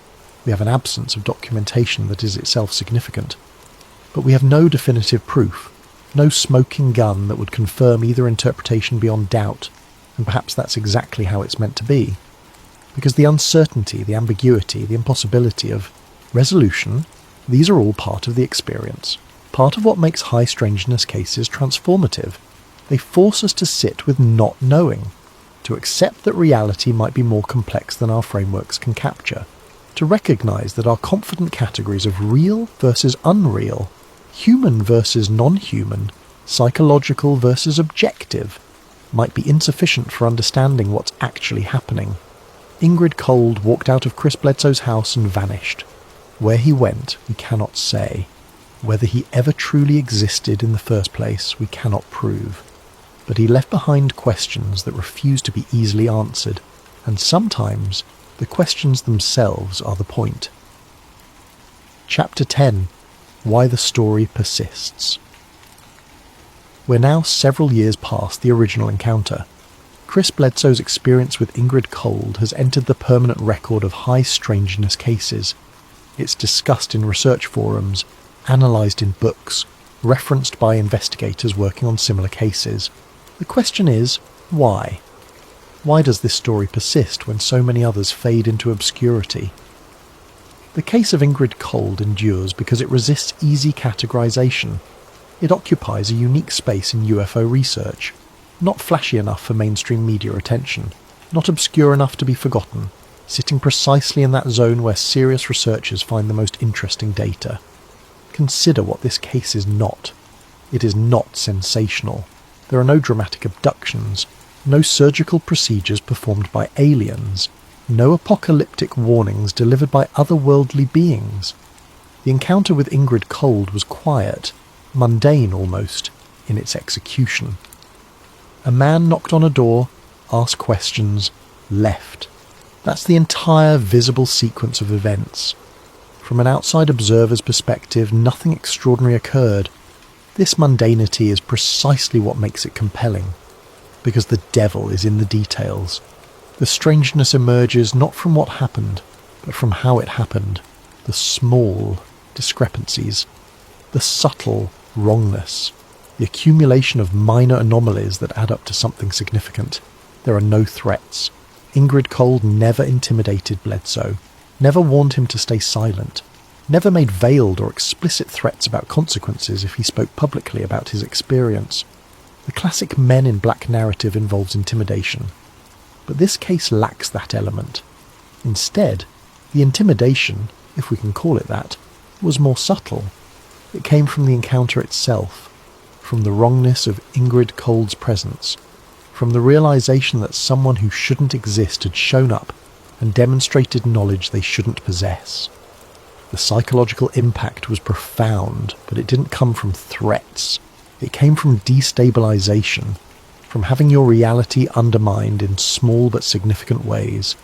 There are no dramatic confrontations, no chase scenes, no physical evidence left behind, no photographs or recordings, just one man's testimony about a 30-minute conversation that officially never happened.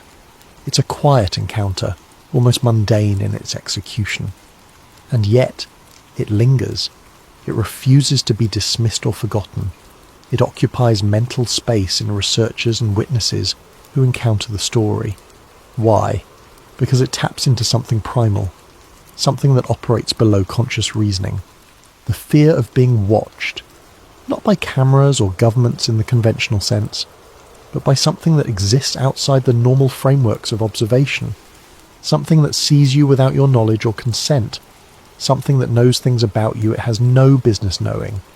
The fear of authority without accountability. We live in systems built on accountability. Police officers have badge numbers. Federal agents have supervisors. Even the most powerful individuals operate within structures that theoretically provide oversight.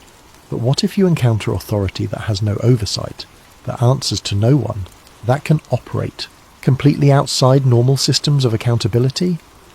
That's a fundamentally different kind of power, and it's terrifying precisely because it's unconstrained. The fear that the people who claim to protect us might not be people at all. We build our societies on certain assumptions.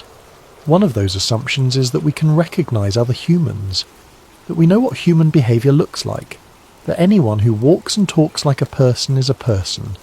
But what if that assumption is wrong?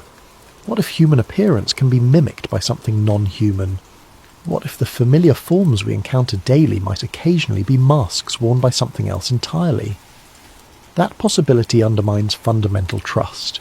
It makes every interaction potentially suspect. It introduces paranoia into the most basic social exchanges. These fears are not rational in the conventional sense. They're evolutionary. They're wired deep in our psychology. And the Ingrid cold case activates all of them without providing any resolution or comfort. The case also persists because it's modern.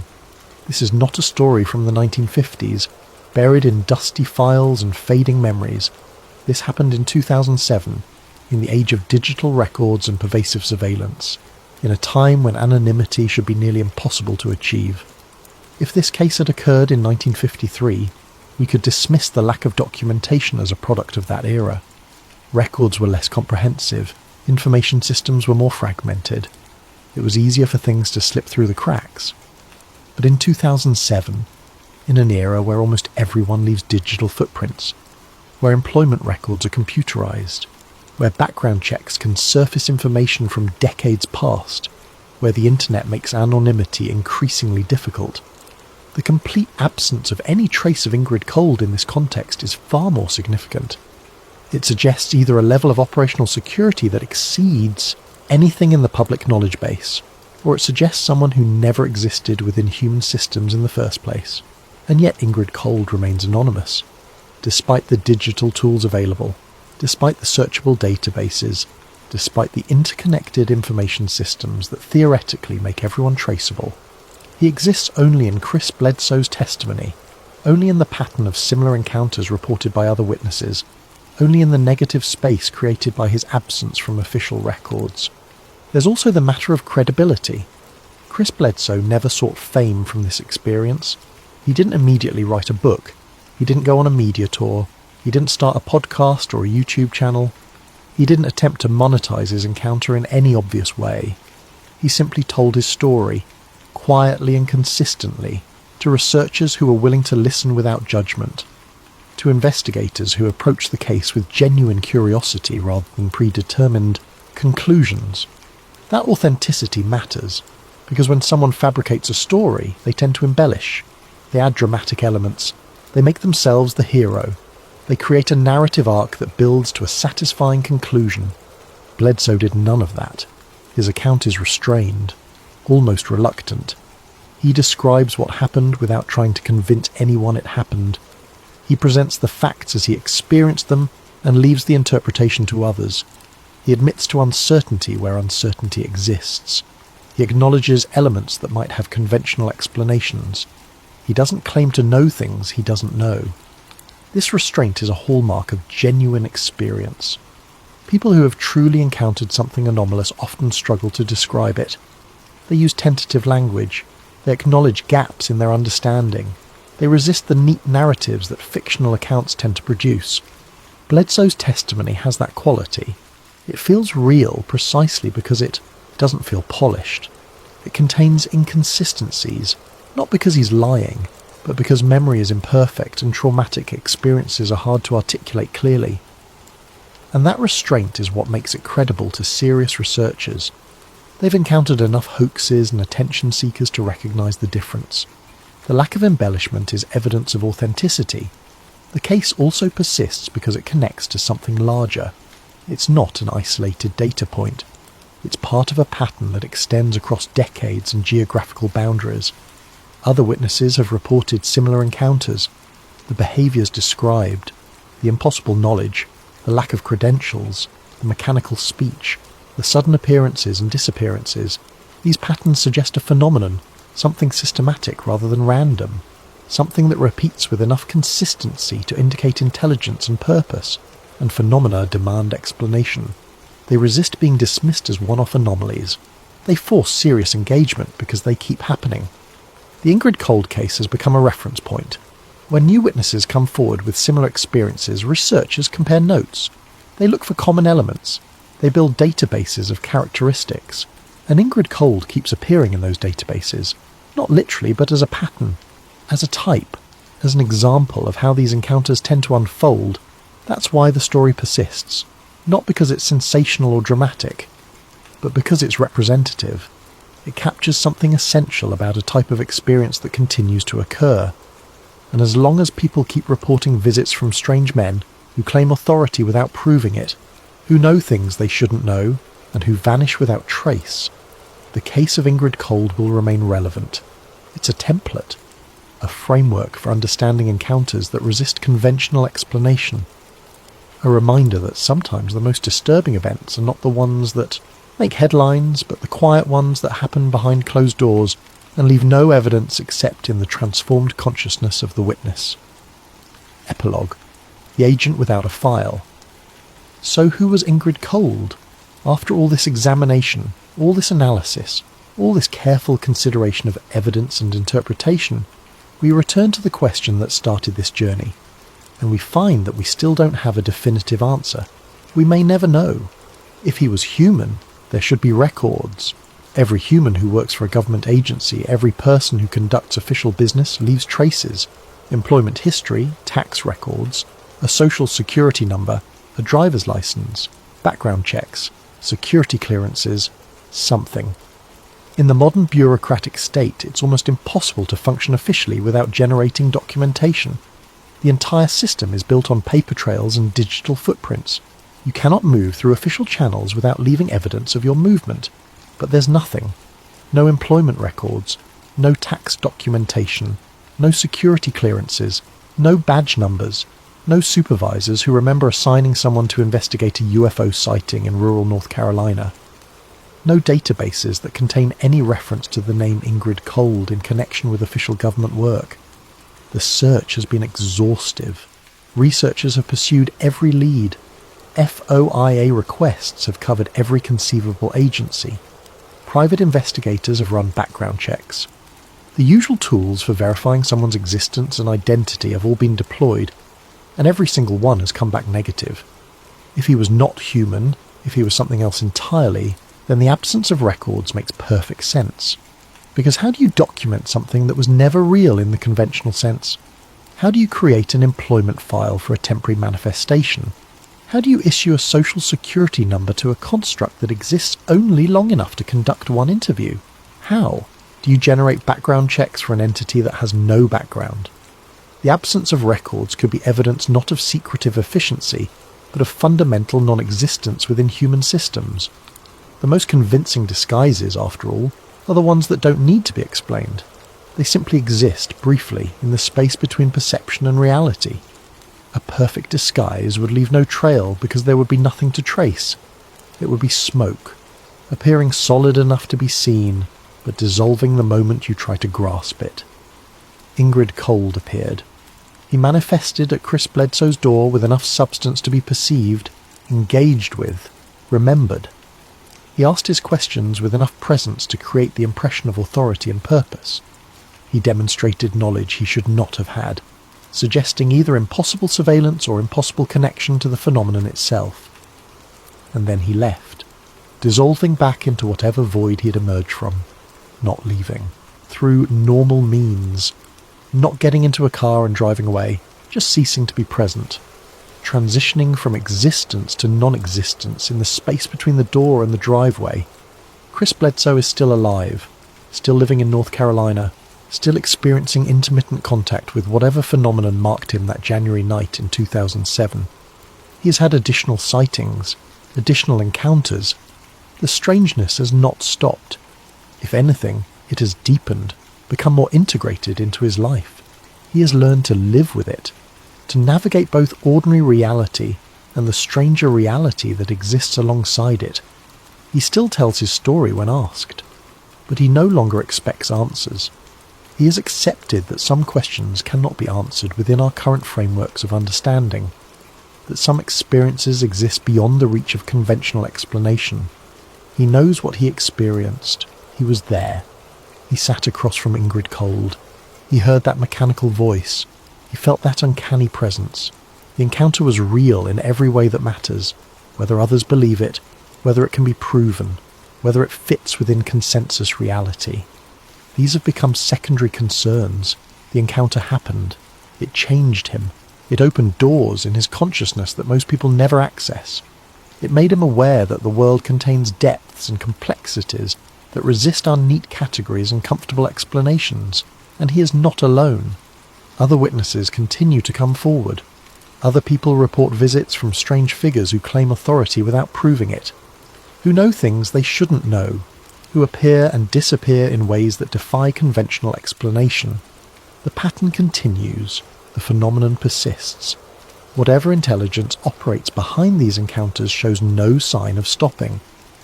Because some encounters are not meant to be understood in conventional terms. They are meant to transform, to destabilize, to remind us that the world is stranger than we allow ourselves to believe, that there are doors we don't see until they open, visitors we cannot track until they appear, questions we're not equipped to answer with our current models of reality. Ingrid Cold walked through one of those doors, or perhaps he was the door itself, a threshold between ordinary reality and something else, something that most people never access but that some, through accident or design, encounter directly. And somewhere, in some record system we cannot access, his visit may still be logged, not in FBI databases or CIA files or Department of Defense archives, but in whatever system actually tracks these encounters, whatever intelligence actually monitors contact between human witnesses and phenomena that refuse to be categorized. That record exists somewhere, in some framework we haven't discovered, in some archive beyond our current ability to access, not under his name, because Ingrid Cold was never his name. It was never meant to be a real name. It was simply what he called himself, a designation that served its purpose for exactly 30 minutes, long enough to ask the questions, to demonstrate the impossible knowledge, to create the destabilization, and then to dissolve back into whatever matrix of reality generates such manifestations, leaving behind only a witness who will never forget, a story that will never be fully explained, and questions that will persist as long as people continue to look at the sky and wonder what else might be looking back. Closing thoughts. The Ingrid Cold case sits at the intersection of UFO research, men in black law, and modern high strangeness phenomena. It is a case without resolution, without proof, without closure. And perhaps that's the point, because the most effective way to control information is not to suppress it entirely. That creates martyrs, that generates suspicion, that makes the information more compelling through its very prohibition. No, the most effective way to control information is to make it unverifiable, to ensure that even when someone tells the truth, no one can prove it. To create a zone of ambiguity where the signal is real but permanently mixed with noise. To make truth and fiction indistinguishable. To ensure that anyone sharing the information can be dismissed as mistaken, delusional, or attention-seeking. This is more effective than censorship, because it allows the information to exist while stripping it of credibility. It creates a kind of containment through confusion. The truth is spoken, but it cannot spread effectively because it cannot be verified. If that's the strategy behind visits like Ingrid Cold's, it's remarkably successful. Because Bledsoe's story exists, it's available, anyone can hear it, but it exists in that zone where proof is impossible and doubt is always available. Ingrid Cold may have been a psychological manifestation, a distorted memory, a misidentified visitor whose normal characteristics were transformed by trauma into something strange. Or he may have been exactly what he appeared to be, an agent without a file, a representative of something we do not understand, a reminder that we are being watched by forces we cannot see, much less verify or control. The case remains open. Not officially, because there was never an official investigation. There were never official records. There is no official file to close.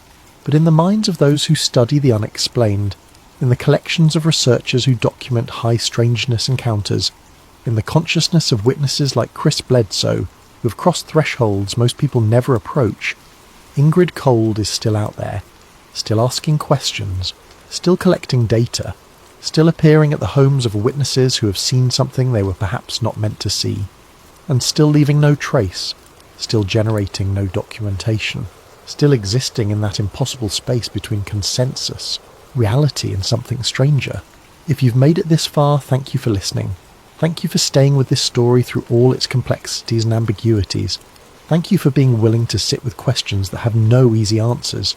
If you enjoyed this deep dive into one of the strangest cases in modern UFO research, please consider supporting the channel. Use your hype points if you're watching on YouTube. It genuinely helps more than you know and allows us to keep creating these detailed investigations into the unexplained. Leave a review if you're on Spotify. Reviews help other listeners find us and let us know what kinds of stories resonate with you. And let us know in the comments where you're listening from and what time it is in your part of the world. We love hearing from you. We love knowing that these stories are reaching people in different time zones, different countries, different contexts. There's something beautiful about a global community united by curiosity about the strange and unexplained. Until next time, sleep well. Or try to, at least. And remember, not everyone who knocks on your door is who they claim to be. Not everyone who claims authority can prove it. Not everyone who knows things they shouldn't know has a conventional explanation for that knowledge. The world is stranger than we usually admit, full of doors we don't see, visitors we cannot track, encounters that transform us in ways we never fully understand. Chris Bledsoe opened one of those doors, or perhaps it was open for him. Perhaps it was never a door at all, but a threshold that dissolved the moment he crossed it, leaving him changed and unable to return to the innocent assumptions he once held about how reality works. That's what high strangeness does. It marks you, changes you, makes it impossible to see the world the same way again. And somewhere out there, Ingrid Cold continues his work, asking his questions, appearing at the homes of witnesses, demonstrating impossible knowledge, and then vanishing, leaving behind only confusion, questions, and the slow transformation of consciousness that comes from encountering something that should not exist. This is Sleep Theories. Good night, and sweet dreams. Though after this story, I'm not sure how sweet those dreams will be.